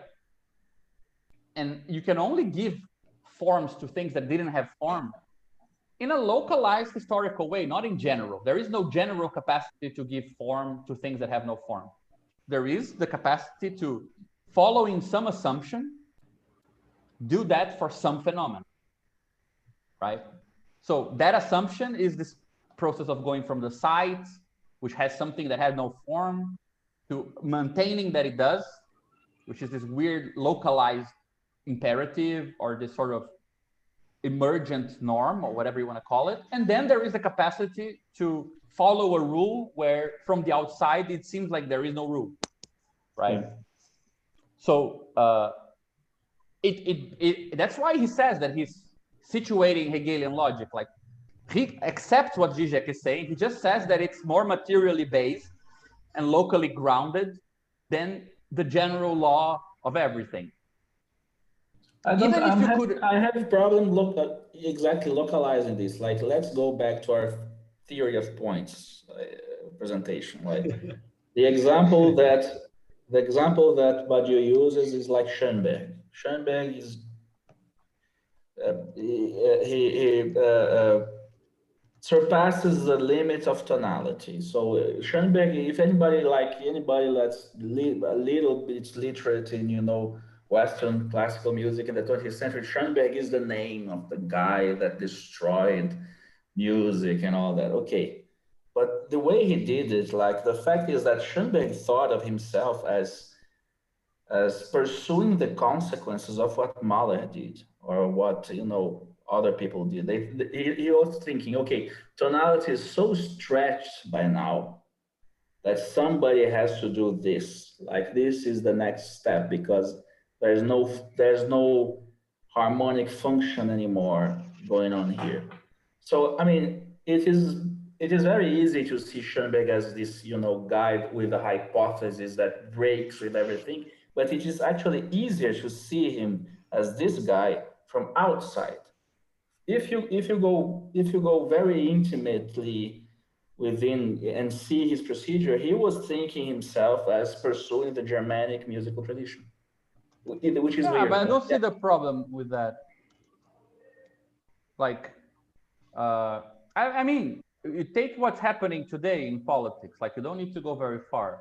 Like the Seco Cezola guys in Colombia developing a cooperative. If you read their texts, they're saying that they're just continuing the tradition of Latin American politics and blah, blah, blah. But if you look at what is done with that motto in mind, it's unheard.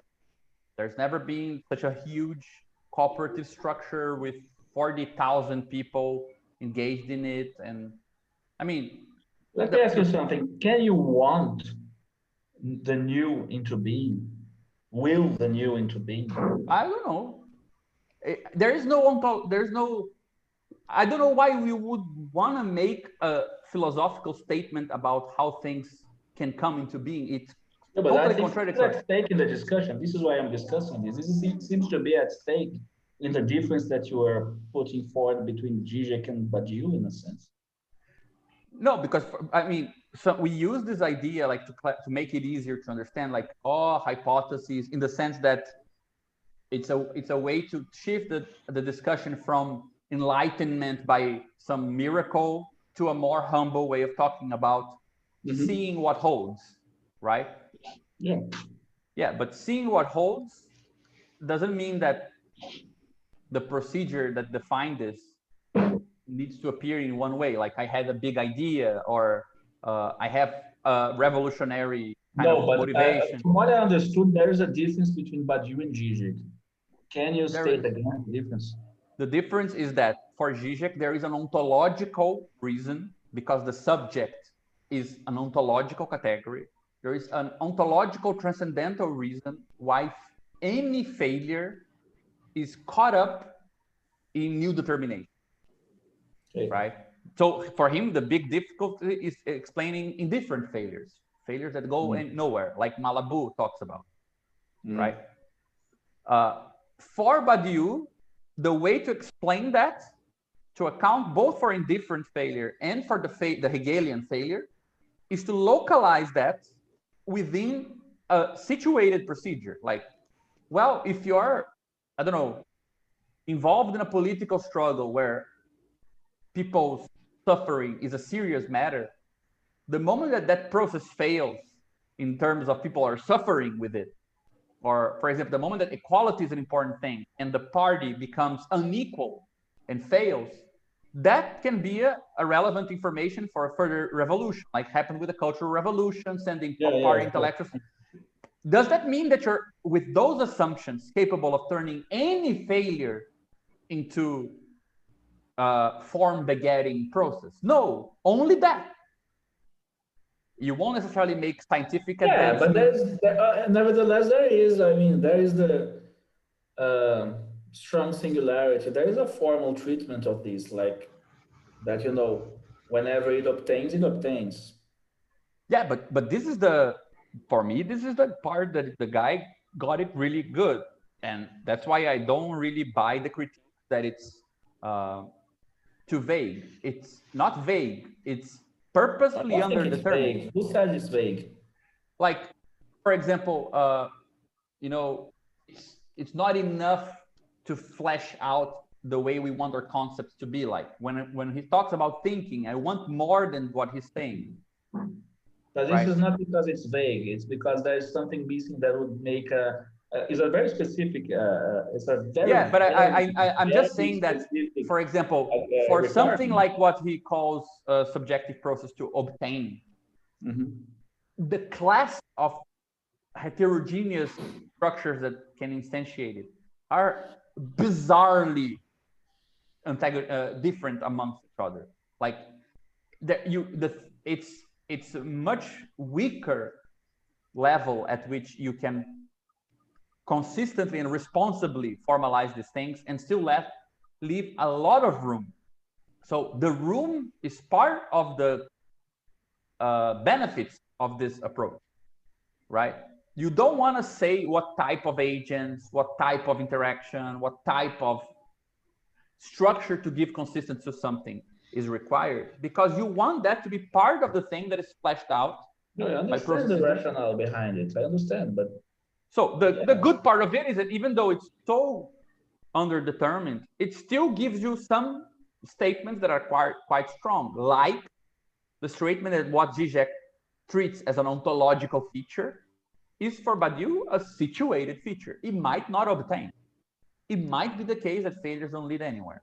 It might be the case that the sum of individual inquiries is just the set of those inquiries. It doesn't capture anything more than these finite bits of information, right? So not only does he give the option that there is no such thing happening, but he also limits the reach when it does happen. When it happens, okay, it does something with these parameters here in this kind of context here. It has very heroic qualities, but it's still situated and so on. So that's why I was saying, like, just to go back to the previous discussion, that this sort of discontinuity, this sort of, I find it, of course, for a long time, I also wanted to give it a positive content in the sense of, therefore, it's miraculous. Therefore, it's heroic. Therefore, it's kind of a willing into being. Because those are the images I have in mind. But it's funny to see that it works the same. It's still the same sort of description he would give, even if you come up with a very, very, very, very different idea, where there was a fixed marriage by some family. Now you're partnered up with a person because of it was willed by two people who don't see anything singular into it. And it develops into something that is a very loving couple with something that is only concerns the two of them. Even if it is the hatred for their parents, God knows. Like, it's something that will require you to turn to those people with those names and that specific history and say, this is happening here and nowhere else. And they're doing their thing, right? So it can take totally kind of continuous presentations. I don't think that's a problem, but we do want it to also allow for these other things. So the thing that the specific point where I have a hard time sometimes bridging how I see next interesting steps in the research that formally and technically are very close to things that interest you and Pedro is actually the sort of grammar in which things are organized. It seems to me like I should be saying something, to make more sense to you guys, I should be saying something like, well, we know that people communicate, reason, and behave in this way. Therefore, if you want to propose a communist project, it should continue expanding those characteristics. No, I don't agree with that at all, actually. This would But, be. but I just want to say that that's how if it. you said I mean, something like that, I would find you an idiot. Actually. yeah, but sometimes I am. I don't know. Like my point is not that. Like it might be full. I might be fully not comprehending what you're proposing, but the fact that it arrives at me sounding like I that a think bit. we are talking past each other. Like it's very hard. The problem is I agree with everything you say. At the same time, there is a mismatch. So it's that we are talking past each other. Like the levels of investigation are different. I think the fundamental problems are different, but there is a crossing somewhere that makes this interesting for me. I read your book. I find there many things that interest me there that I can use actually. We can discuss this in another occasion. I said to you like I don't really know much about Lacan.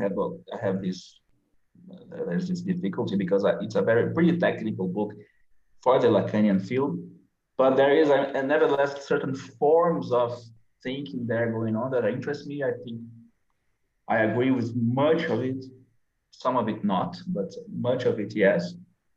So there is something, yeah, it requires work. There is something there in common there, but we are talking past each other. I don't think any stuff that we are doing, that I am doing, and the stuff that I take Pedro is doing, uh, uh, entails that we have to convince conscious people because they believe that like this and that. This is all too empirical. This account of rationality is a transcendental account of rationality, and the idea is exactly to evict the necessity of direct reference. In the philosophy of language, this is the point. Like you don't language does not work by labeling. It's not labeling. Like you don't have the object and the name for the object. You have like a process, a generative process that needs several agents in order to make emerge a certain order that will kind of make such labels obtain and in a certain sense be there like and we can take it as it comes and say, oh, this is the name of a teacup. I have a teacup here. This is the name of the teacup. uh, but yeah, this was the internal purpose of this kind of inferentialist account. So there's this issue which is a foundational issue in the philosophy of language, and there is also this kind of argument about our picture of the human being a kind of fictional model. Like we are kind of postulating these thoughts by modeling them upon overt speech. This is a very interesting Salesian argument as well. And there are several features of this account that are pretty interesting. Like it's a rich, complex account that leaves a bunch of gaps in the sense of things that mediate each other. Like if you compare that to Kripke, which I know you know because you quoted in your book as well, naming a necessity, it's much simplified. The analytic metaphysicians, they like it because you can manipulate the impossible world semantics, but you need rigid designators and all that, and these are not plausible for me. And I think Sellers' account is compatible with naturalism, which is something that I agree with Pedro, like it's something important to me. But at the same time, it's a transcendental naturalism because it's not just empirical stuff going on. These empirical stuff, in order for us to have traction upon them, we need like explanatory resources. Like they make structures implicit, explicit. You see, implicit structures explicit. So these are I'm just freestyling here because this is kind of the internal motivation that I have to go for sellers, to go for this kind of thing. No, I get it. But for example, just to see how you would take this, like how would you develop it? Because like I understood that the first kind of political kind of Rosetta Stone we found was the text by Evans, because he gives a sort of, tries to translate kind of Marxist political problem to a more sophisticated philosophy of language issue. Like, and I think his strategy is to say, we can think, if we treat capital as a space of reasons, then we can talk about political action, political analysis in terms of an expansion or enrichment. So I think that's kind of how he translated it, right? Yeah. First try to account for value or whatever in terms of reasons, and then he tried to say, well, but it's an impoverished world because justification for things are pretty much monetary in the end, even if it's a simplified world, right? Taking a bunch of richness of the world out, what's left out is the fact that a language that renders intelligible most justifications is a language about, I'm cutting corners, this is cheap, that's too expensive for me, I need this to work tomorrow, things like this. And he's saying that this is, let's say, a proof of the poverty of capital, right? And saying, well, then this opens up to something else, which is now articulatable in the same language, which would be something, if I understand correctly, like an enrichment of the space of reasons, right? There's something fishy on that for me. But okay, I think like the most generous interpretation I can give that is saying, look, guys, I'm describing not what constitutes, nor what can be done. I'm just saying that a good evaluation of if something changed is that I get capitalism as an impoverished world where most justifications are reducible to this commodity reasoning, and a better world, more emancipated world, would have a richer reasoning, social reasoning logic. So there you go. I gave you a measure for, did we get a better, like a measure of evaluation? Okay, maybe that's a way to go. Yeah, maybe that would be like a generous description of it. Though it seems to me that it like a lot of the machinery that interests you and Pedro is kind of put aside, because there is nothing is generative there. You just you get to compare two static frames, but you don't get to pass from one to the other. You're comparing the expressive richness of one language to the expressive richness of another language. Yeah, something like that, right? So I imagine that makes it sound fishy, because it sounds like it's much weaker than the ways you guys approach it, right?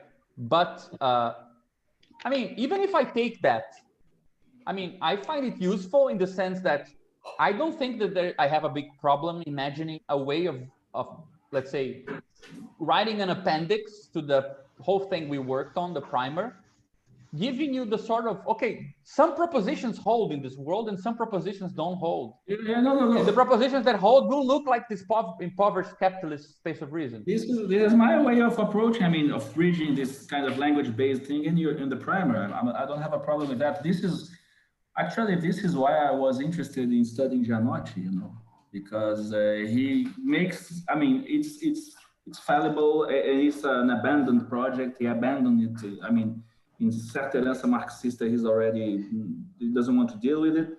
But between Trabalho e Reflexão and Apresentação do Mundo, there was this interesting interplay between, language games, which has to do with, the ways, the forms of life themselves, and the operational scheme.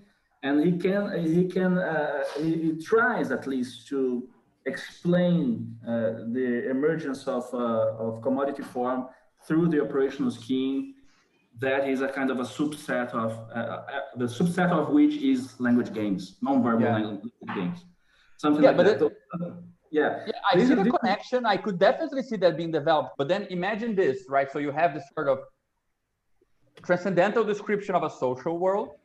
Again, it has huge preconditions, which definitely include, they should be compatible with the development of the human mind, for example, right? But given that we're not addressing that, we're addressing politics, you have this social transcendental description, you have the sort of restriction it imposes on, let's say, language games that are felicitous, right, that obtain.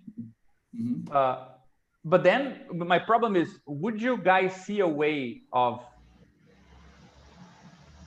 with this kind of description, move towards, you know, statements about, well, if you try messing with this world in weird ways, these are good things to keep in mind, like, or these are possible consequences, or because right now we are imagining the same thing at the level of organization. You are in an explanatory framework. Like you have this explanatory framework that embeds, you know, commodity form into a certain idea of forms of life that has to do with language games. So this is an explanatory framework. Okay. Yeah.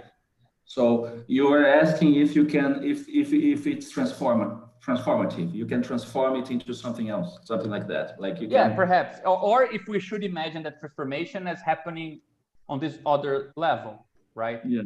Because, for example, the sort of thing that I think we can do the way that we're doing, we can ask weird questions like, let us say that given some weird state or weird situation composed of this multi-layered transcendental, such as, for example, I don't know which state Black Lives Matter started with the big riots, but some.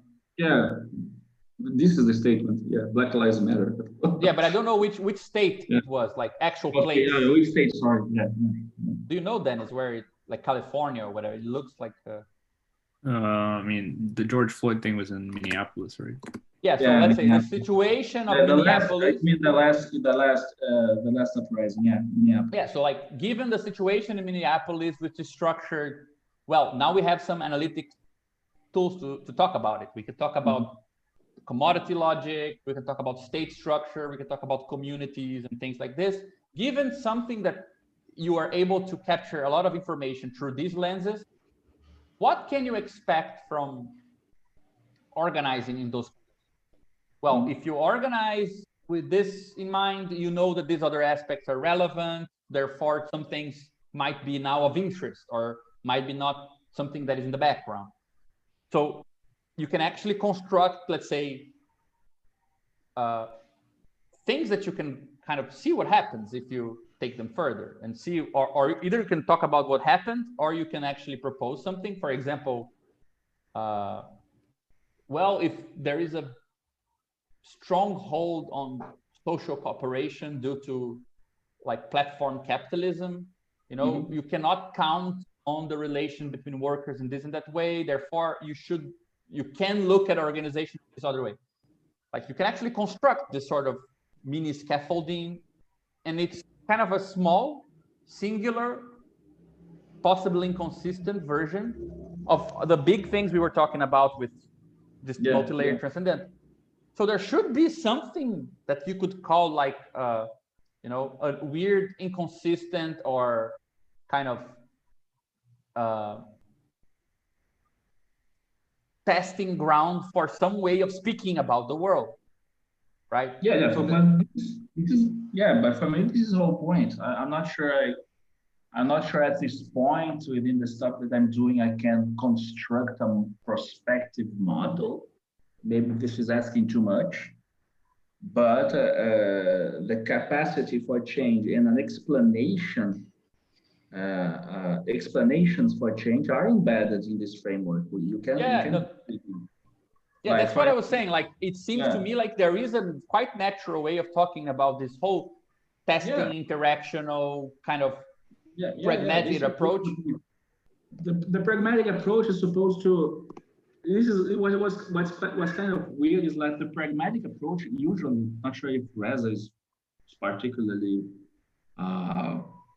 successful in that, but usually is a form of uncoupling. It's not a form of coupling. Like the pragmatic approach is a form of uncoupling from the given, in a sense. So you have to have like what you take to be given has to have explanatory traction because you take it to be given. So this has to have an explanatory traction. It has to have a place in it, but it can't be like a rigid designator, for instance. It can't be like a fixed ontology. So the pragmatic approach, the whole point is that, of course, the people who are working within this, they have different approaches, and some are more successful, some are less. For instance, Brandon is very usually criticized for being like a mostly a liberal, something like that. And maybe Pedro is right. That's a point of Reza's critique, even though we are not sure if Reza is more successful than Brandon. But anyway, there's different ways of going about this. I think Ray Brassier is doing something more radical with it. So the whole point is that, like, I myself, I'm a bit different from those because I have the Wittgensteinian basis, which is a bit different. Like and this I have in common with Gianotti, which is interesting. The fact that Wittgenstein has a whole book which is called Übergewissheit, uncertainty. That is trying to say that the things you are certain are not is not because the world is that way.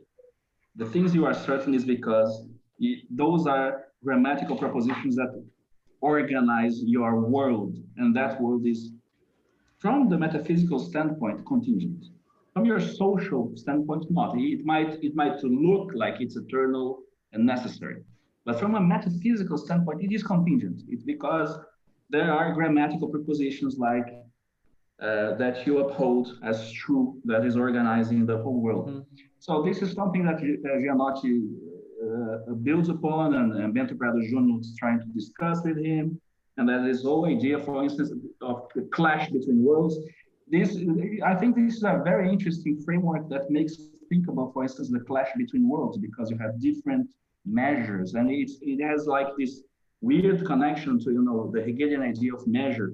And by that, maybe through the idea, through the Marxist idea, account of value, which is Gianotti's actual move there. But you see, like, so now, I mean, just because we're teaching this on Thursday, I think you said something which I never thought of it in this way, but now it makes total sense, right? That the distinction between regularity and singularity I was talking about becomes the distinction between the given and the pragmatic account. Yeah. Right. The given accounts for things in terms of it is so, right? Yeah. And the pragmatic tries to turn it. But the weird thing is that you move from the sort of given regularity to something that has no presuppositions. Then you go and you turn it into the metaphysics afterwards. So rather than saying it's historically contingent, you say it's metaphysically contingent. Like the struggle, it's because it's philosophical. No, I'm not saying it's metaphysically different there. No, I'm saying from a metaphysical point of view, it's contingent. In the sense of it's not a metaphysical necessity. Like for instance, you read Kripke, you quoted in your book, like Kripke upholds metaphysical necessity. Yeah. No, I get it. My point is simply that you see, like, you move from the given to the pragmatic, but then you take the pragmatic, which is a localized account now. Like, I don't know if this is how it's for everyone. I know that I can perfectly justify my reasons now with limited amount of information. I don't need this transcendental. And then you take this and say, look, now that I found the presuppositionless account, I can take it to be my metaphysical account. And now I have a contingent metaphysics. Yeah. And then the singularity disappears because it becomes the form of the regular. Yeah, but it's like this interplay is always the case, right? Like with philosophy. And that's where I think Badiou is smart, because he gives, I mean, I think he's a guy for pragmatics at the situated level. No wonder that the approaches seem to kind of correspond to each other much more closely, converge at that level, like post-evento generic. But from his approach, and I think that this is why he's aggressively critic of certain contemporary analytic philosophy, is that the name for taking the subjective process and turn it into the general process. That's exactly the matheme of the reactionary subject, which says that there is no new beginning. You get to every beginning just by continuing, right? So I think his problem is that you take possibly a very interesting account of reason and subjectivity But rather than allow it to be, let's say, the effect of undoings of this given historically, once you see that that works, you turn it into the very frame of your metaphysics.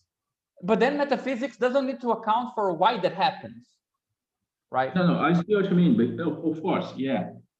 But I have a set of reasons to believe that this account is true. Sure. No, I get. If life is good in that way, that's a good enough reason for me.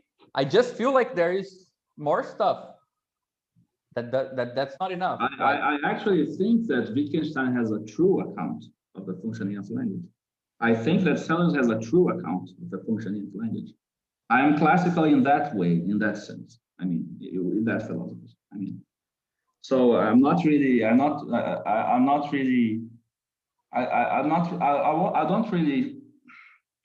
I won't really ban this account because I want to instrumentalize it for this and that. I really do think these are the best accounts of functioning of language, and I think it's a plus that they make change thinkable in a certain way.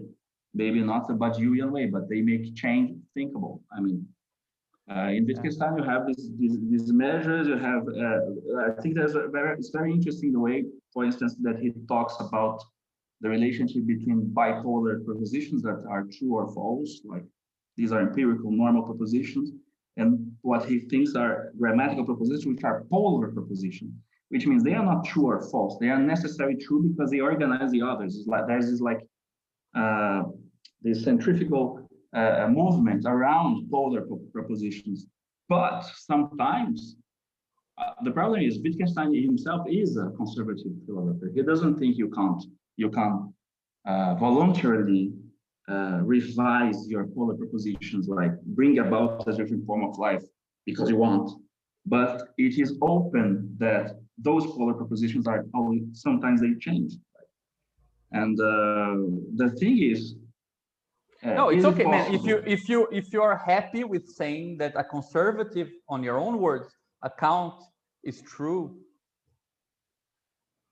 okay. But no, there's differences between the things I say, internal differences. Like in an account, his account of language is true, but he's not a political philosopher. You have to shift things in order to make it compatible with the political philosophy. Okay.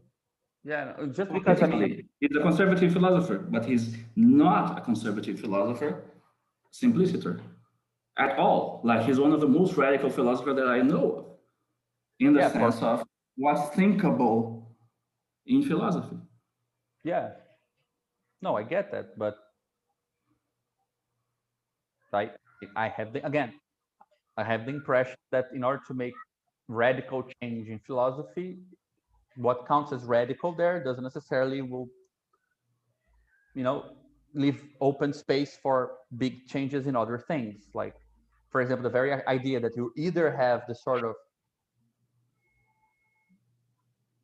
changeable accounts of the world that are kind of by language's own development lead to change, or voluntary attempts to change things.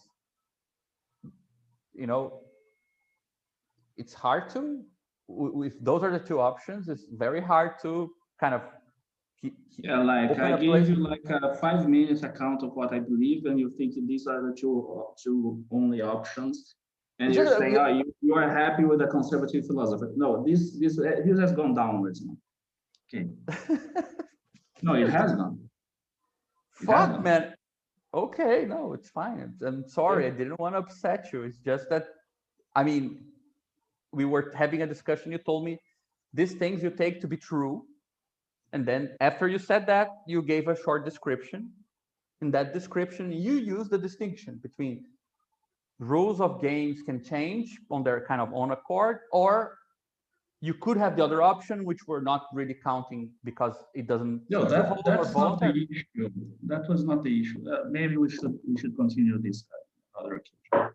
Okay, I mean, I didn't mean to upset you. I'm just trying to understand. Like, as I said, it seems to me that things converge a lot under certain assumptions, but I don't have, it's not the pragmatic, not ludics, is not any of, or the critique of the given, none of that seems to create a sort of impasse in finding steps of research that share great common ground and also develop this political stuff further.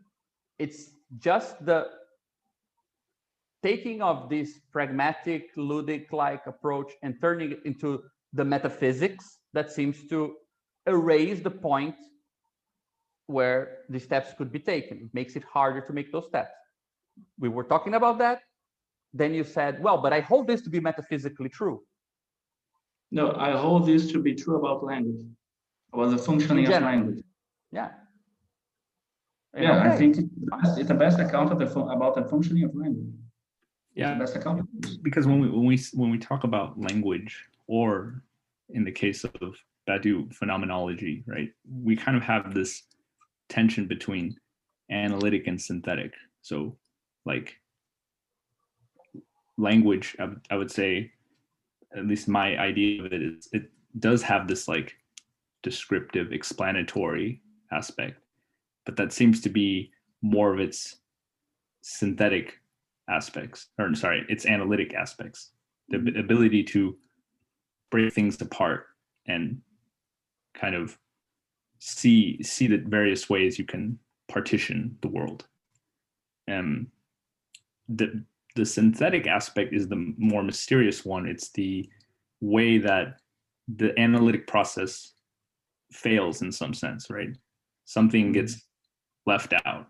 In the case of Badiou, you have the atoms, and we talked about how like there's kind of this layer below the atoms, which is the site, or the kind of this opaque ground for novelty that's built into Badiou's system in the form of how the analytic part of logic's worlds fails, right? And then you have the whole theory of bodies. So I think what we're looking for when we talk about the language issue is where that is built in. And I think Gabriel's saying it, he doesn't like how determined it is, right? Something like that. Whereas in Badiou, it seems like he leaves more space open on some level for yeah, I think the opposite is defensible as well. I mean, because you don't presuppose a reference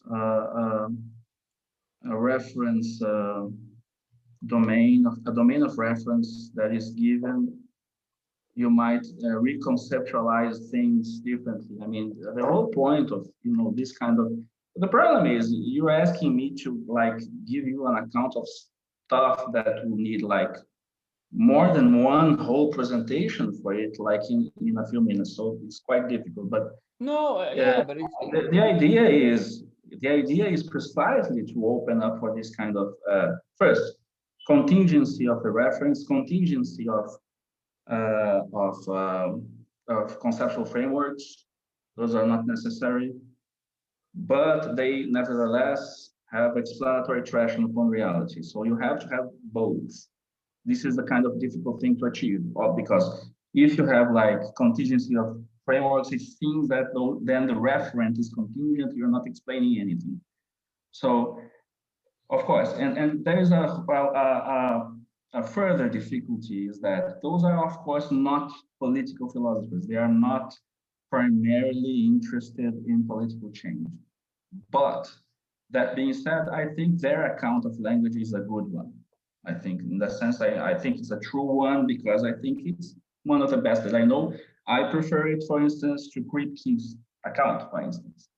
Even though Kripke is brilliant, naming a necessity is brilliant, it's very interesting, it's very intelligent. I think it's not possible. For me, so something between Wittgenstein, Sellers, and Brennan, not one of those, but something between those is more plausible. I think those are the best accounts of language there is, in a sense. So there is, I'm not saying these are the best, this is the best way to make politics. No, because this was not my primary interest when I approached these philosophers. What I'm interested in thinking is that if they make possible change in conceptual schemes, does it does it lends itself to political change as well, and under what terms? So this is a working question for me, and it's not only something that I'm interested in. There are different philosophers doing work that are similar in that sense. They are trying to even Brandon. The last book is all about he finally discovered politics. Pippin finally discovered politics, but at the same time, I think they are not sufficient for me, at least. So this was the idea. I don't think it's not really built in as in Badiou, because Badiou is always thinking about a domain of reference, and then he has to account for the possibility of change in the domain of reference, like in logics of worlds, is the inexistent usually that will emerge and account and begets form in real change, which I think it's very interesting and all of that. But this path is closed to the pragmatic approach, because you can't really presuppose as given a world, or presuppose as given uh, domain of reference, like, but you can presuppose. So you have to do it otherwise. And I think you can do it. I mean, but it's not presupposed that in the same way. Of course, it's not. Maybe for somebody who's more Badiouian, it will be insufficient. It will be kind of, how shall I say, too continuous. But you have also to see where those debates are happening. Like in the field of philosophy of language, these are the accounts that are not as continuous in a sense. These are the accounts that open up for change. So and there's this is because there is a kind of a framework of discussion that is happening. So it's very difficult. This is what I was talking before, that we are talking past each other, because there are kind of a presupposition of certain context of debates where it makes sense to defend the stuff that I usually defend as being the radical position in a sense. But there's a problem of translation between different worlds of philosophy, so to speak. So there's a problem of translation there. What is continuous for you guys is not continuous for me. Like, and Yeah, but I mean, I can't really see as continuous as you see. For instance, the inexistent in a world is a multiple that is. In a certain sense, there is a continuity as well.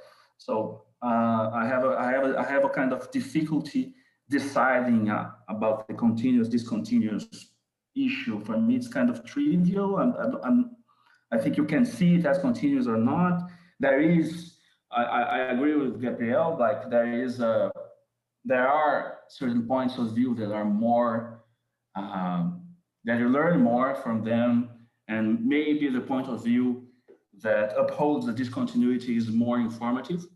I have no problem upholding that. But yeah, I don't know. I don't know what else to say. I was upset because you made that little joke about, oh, you like the conservative philosopher. This was kind of upsetting because it's so reducing. Like I said so much more. Yeah, And, yeah, man, I agree. That but was a kind of a cheap shot. I mean, yeah, but you know why I did a tip shot? Can I just open my part of the aggressive moment as well?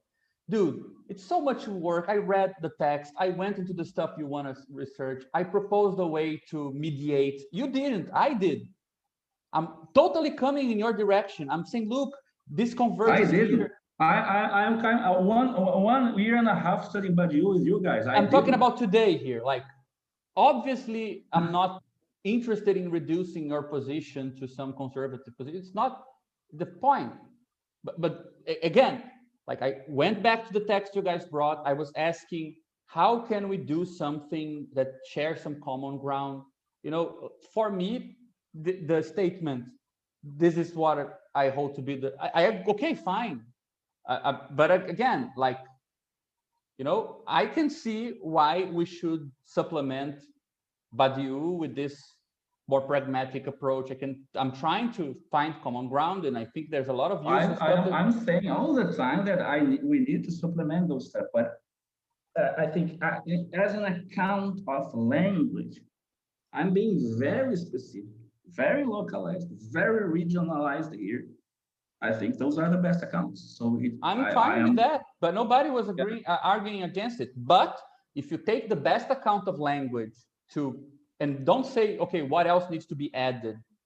But for example, Danny suggested, well, but is a theory, the best theory in the world about language gonna also be the theory about what doesn't count in a context as a logical atom, or will it have to be a different sort of framework that will make this sort of issue more transparent?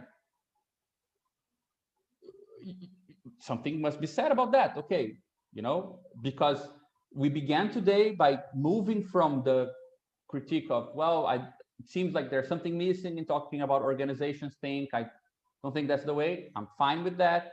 We were working through that. I'm totally trying to.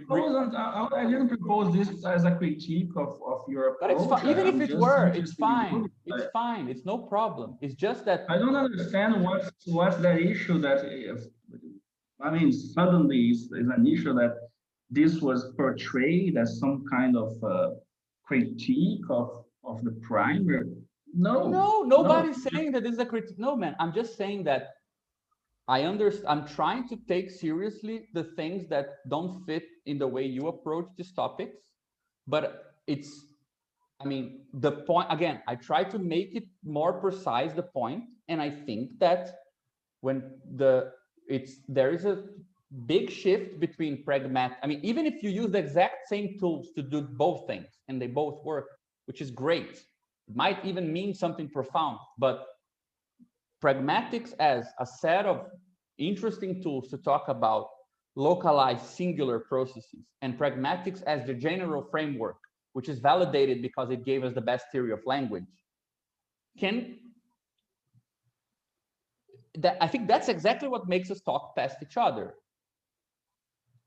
So when I say that, why is that theory the infrastructure? I mean, the same is applicable to. I don't know. I feel like we're making progress. I'm not even. I don't even think you need to. I think I'm making progress. Like you see, there's an issue. Okay, that's what I'm trying to understand. Like, I mean, I like a lot of what Badiou says. I wouldn't.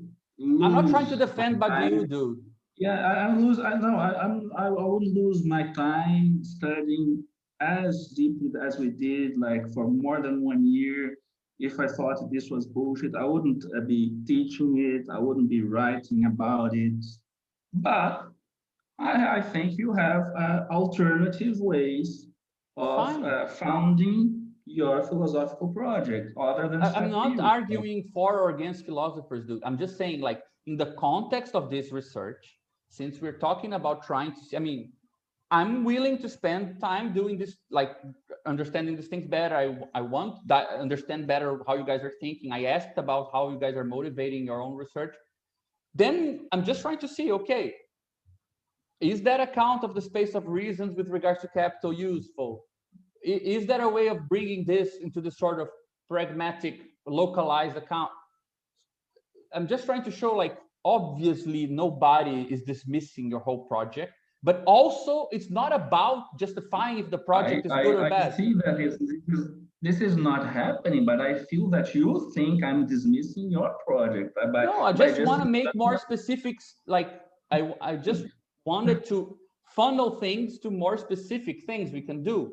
Like, I don't know, for example, I feel like there's a lot I can more easily see on how to negotiate with, for example, bias rationality and this way of separating the set of all presuppositions you need to take into account from the set of presuppositions each actor holds individually. Like, I can see how this can be easily put into a common framework and lead to profitable discussions.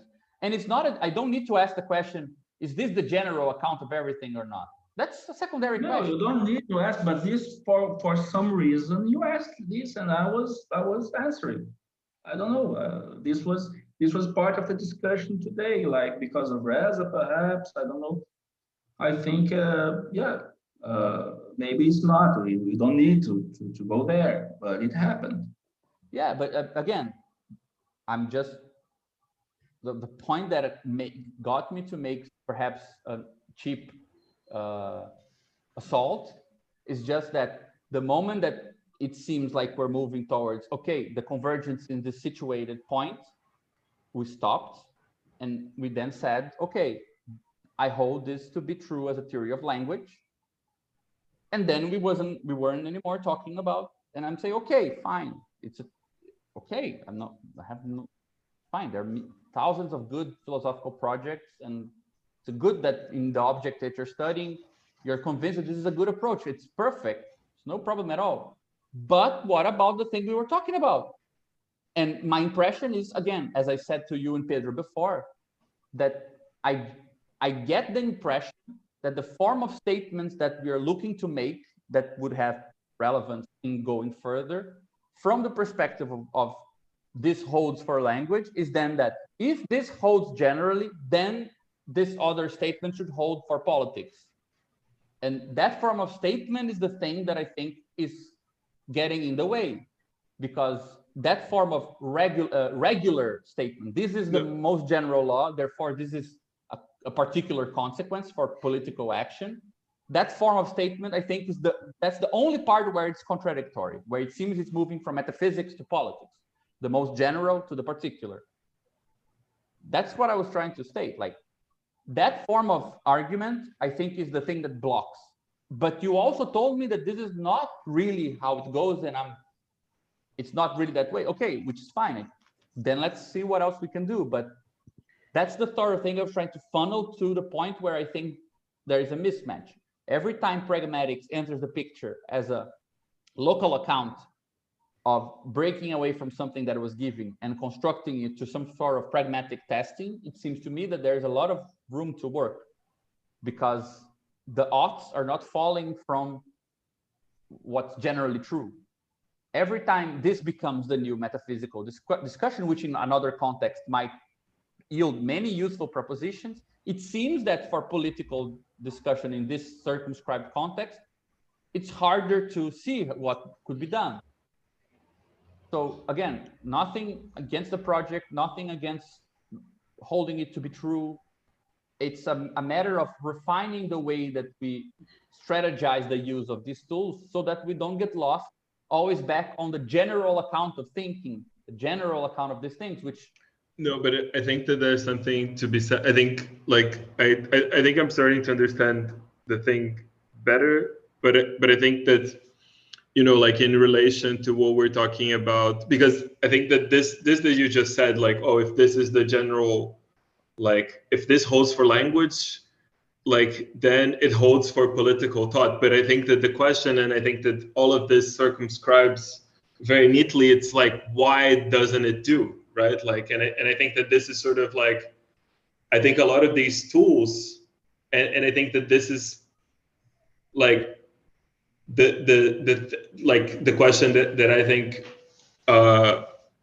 like interests me, both me and JP, is like that, like, why doesn't it do? And I think that, like, having like I think that bringing the sort of like substrate of like game theory and game semantics, I think it helps to sort of like, if you have like, and like now I'm just thinking through the things, but like if you have like a formal account of like how does this inferential picture would work, then you have like also a formal account of how it scales, because like because I think that this is like where I would see like precisely the sort of like the discontinuity between these two things would be at, right? Like of this, like, okay, like this holds for language, why doesn't it hold for political organization or for political thinking or for political action or for just like general action? Because I think that this is where this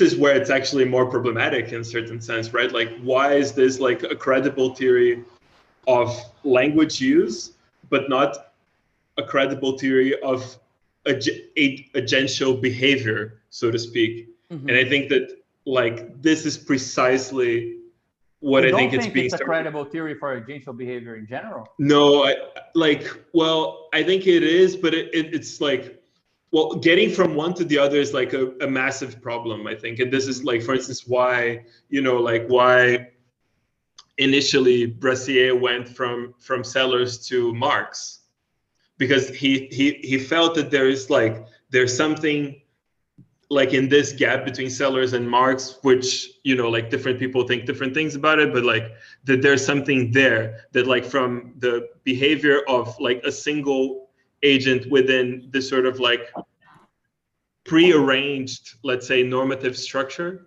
and a sort of like more collective instantiation of it, and the real, like, as I understand it, like the real like contradiction, so to speak, which I don't really think it's a contradiction, is like how can one thing be like propped up by communization and be at the same time diffused by it?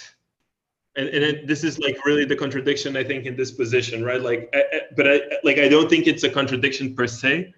I think it's like I think it's like, at least in the way that I understand, and I think the thinking about like bounded rationality, but also like something that it's really underdeveloped is like how agents are composed within political structures, right? Like in terms of decision making and goals.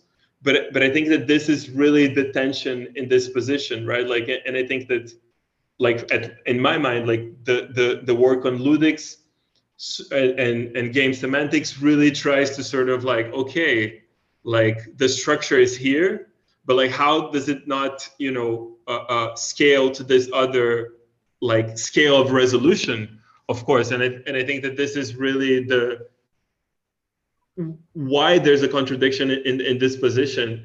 Like, I do think it holds for language, and that it doesn't hold for agent-based behavior, but there's no real at this point in time, there's no real like why. And I think that like by trying to formalize, I think by like going with you guys through what you're working, I think it helps to sort of like arrange resources to build this, because I think that like I do think that the formal stuff has like, of course, like really good behavior. I think that like at least I think me and JP differ a bit, that in the sense that like I'm like very much like Carnapian in the sense that like I don't care about metaphysics. Like I don't want to metaphysicize all of this. I think it's just like this is how human language works and human agents work.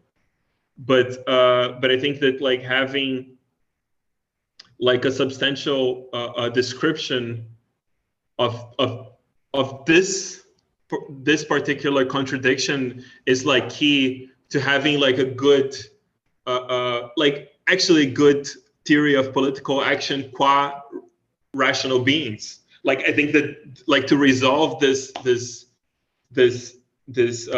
contradiction is really the thing, that like how come we can think and reason like collectively or individually, but not in these spheres that matter. And I think that this is actually like, yeah, that's the $1 million question, right? I like the $1 million part, but I guess it's not a millennium thing. It's just, well, $1 million is not worth anything. Like it has to be $1 billion. Now they have like, I think 800 billionaires, like billionaires with more than 100 billions. You have to sort of like up the stakes a little bit. yeah, you have the stakes. Inflation, yeah. Yeah, you have to inflate. There's no $1 million. Like the $1 million question is just like whoever wins Big Brother Brazil. But I hope it was already, somebody already won. Yeah, I know it finished, and I know Okay. it's 1.5 million. Okay, so you're not totally under. Okay, but look, it's really late. I just really didn't want you go thinking that I was like dismissing your your approach or anything like this. But again, I'm not sure I hope I'm not being unfair here, but like, it might be that it takes time to see connections. It might be that, you know, we're experimenting with a bunch of stuff and the connections will appear in time. But I'm glad that we're taking the time to try to make, you know, clearer connections, because at some moment it doesn't seem like it's not coming, the connections are not appearing simply because it takes time. It takes, you know, Yeah, some positive effort, you know, to make them appear, I think. Yeah, I think I could put it this way, like, I agree with this. Like, there is a best account of language, and there's also a best account of political action, right? You have Marx and Badiou, which I think is the best account of political novelty. Then you have like this Wittgensteinian account of language. And those are the two best accounts of their respective things, right? So you would hope that you could get at something like a political language, or a language to describe political transformation. Yeah, this is kind of a project, actually. You are describing my project in a sense. One part of it, like what interests me in this. Yeah. So it is a problem. Yeah. Like, yeah. we're all interested in. No, the thing about the connection and stuff, I think you were kind of hasty about it, Gabriel, because as I told you like a few moments ago, like I was studying Gianotti exactly trying to build the connection between the language approach and what you guys are doing in the primer. Like, this was the whole point of doing the Gianotti thing.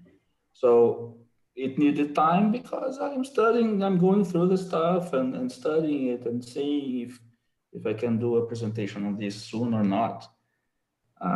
So this was the meaning of what I was saying in the group. I think it's a bit hasty to say beforehand, oh, well, let's study ludics because this is the connection. Yeah, I'm not sure what the connection is. What I know is that ludics is interesting for me and Pedro for these reasons, for several reasons that we talked today, and it came up during Dennis's presentations as well. Some part of ludics, some part of it came up before, so let's take a look into it. Just that was the idea. I think the connections that were there because it came up in a sense. It came up during the meetings in a sense.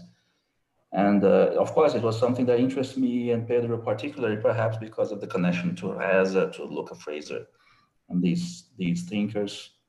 But yeah, the connection is being built. So I mean, I chose Gianotti because of that, because of the connection to Marx and the primer and all of that, trying to build a bridge between, you know, these language games approach and what you guys are doing. So this was the whole point, really.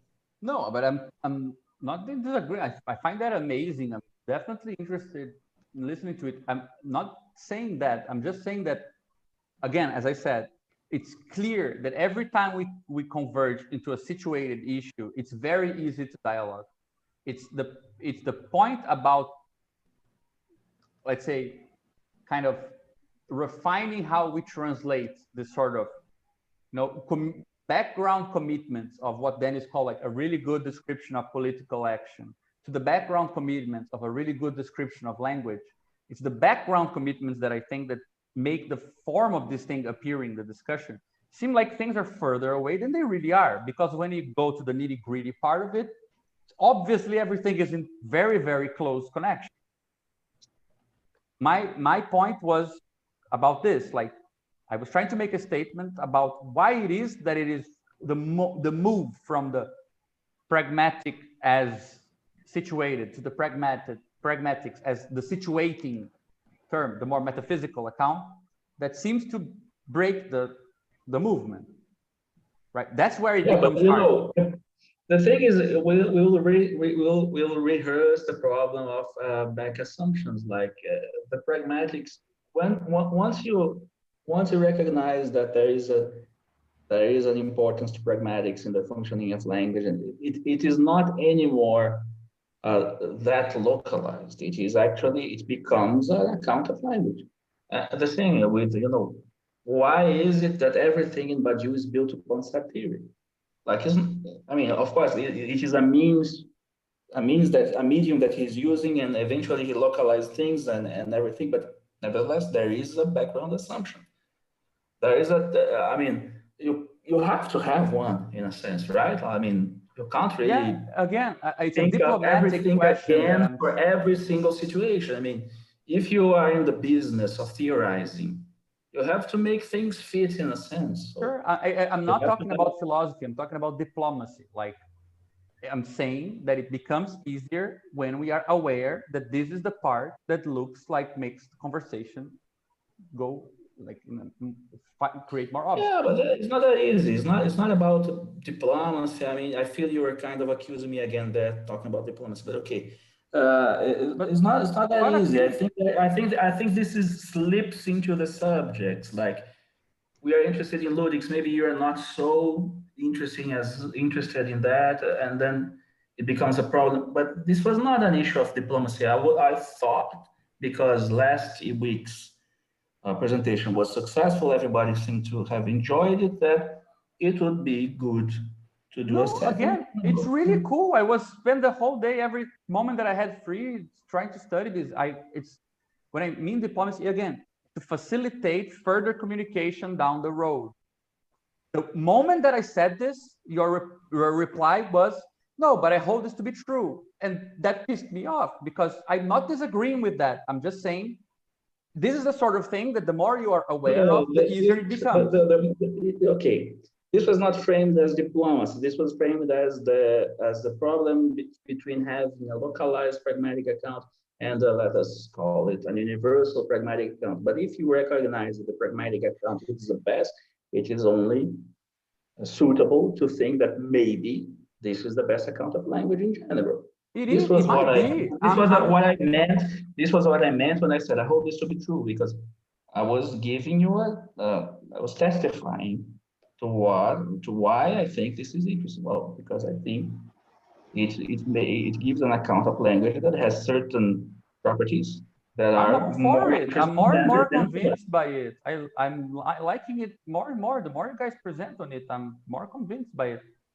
It's just that I feel like it's not that hard to give you that space and still be able to talk about these things. And sometimes it doesn't seem like the inverse is true. Like the clash of underlying commitments is strong enough to say, okay, perhaps this is not a direction that we should explore. And I don't feel like that's the case. I think those two things are totally possible, to clash background commitments and still focus on things that are more localized. So I was trying to give you my impression of what works in our common space. And it did seem like a sort of boundary, like, no, like you either buy the whole package or you don't, kind of response. And that's why I gave you back a kind of a snarky remark. I totally agree, unwarranted for, but a snarky remark in the sense of, do you really want to buy the whole package? Because you don't. You actually buy the whole package in terms of the theory of language. That I don't buy the whole package. Yes, I just exactly. Language. That's why I made the snarky remark. But again, that point was very localized in the spirit of, this seems to separate better everything that is in common, and the point of a disagreement that could be studied in more detail and perhaps even clarified and so on, but that is not really at stake. So, I mean, that's what it seemed to be about. I like the way Dennis put it. I mean, and I get now what Pedro is saying also, which is a very interesting problem, because it seems like the moment we translate these things in terms of actions, there is a problem from both senses, right? There is an uncharted territory from the perspective we're coming, but there's also $1 million question from the perspective where you guys are coming from, right? So it is a bit of a leap there for everyone, right? From the best account of language to an account of action, and from an account of politics to an account of situated, restricted action as well. So I'm just trying to funnel on the common part. And I'm not sure if diplomacy sounded aggressive, but in the sense of stating what it seems to me to be something that if we are aware of, even though it obviously seeps in back into the discussion time and time again. But as I told you, like, I'm willing to give up on certain terms. I don't find, like, I don't need to call these things thinking or whatever. That's not really important. Like, if it, you know, I started from a position where I called subject, language, and things that were very different. So I'm okay with, like, let's find another name. So it's in the spirit of understanding what changes so that we can focus on things that we can step forward, give other accounts and better accounts, discuss things that actually build together. I don't know, like, for example, I'm trying to get a book deal that we could write together. It would be good if we, again, develop some common ground that, even though it will surely seem like a loss in terms of perfect commitments on both sides, produces something that is readable for a larger audience and that does say something useful on political matters. So it will require this sort of translation, negotiation, saying, okay, at that point, I know you mean something else by the term, but I'm willing to concede that you use the word that I like to be used in another way. Without those things, it will be hard to move, you know? And I mean, I'm already not using some terms the way that I'm accustomed, because I feel like you're coming from a background where they're much more fully fledged and they have a much more important point in the tradition.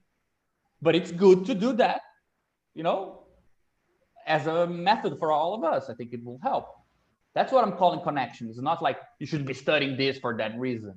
Connections in that very vague sense of, it will take building some way of approaching this, right? And saying, okay, this battle here, I'll tab Gabriel some other time. I'll, you know, give my retort some other time, but this other thing here seems to hold. It's, for me, it was the end discussion was about this, and trying to, again, that's why we were building that thing about the space of reasons and things, is to see, okay, I would like to contribute to the way you guys are approaching things. Like, I wouldn't just want to stay in my lane, and when things touch together, they touched. Like, I wish I can sit down with this text and say something that is useful for what you guys are doing, and that. But you have to, you know, it's weird. It's not easy.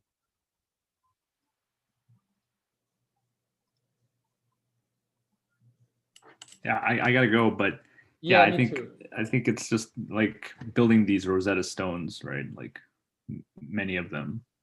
Yeah, I think it's about that. I don't know. But yeah, I also need to eat. I imagine everyone is either hungry or past bad time or something.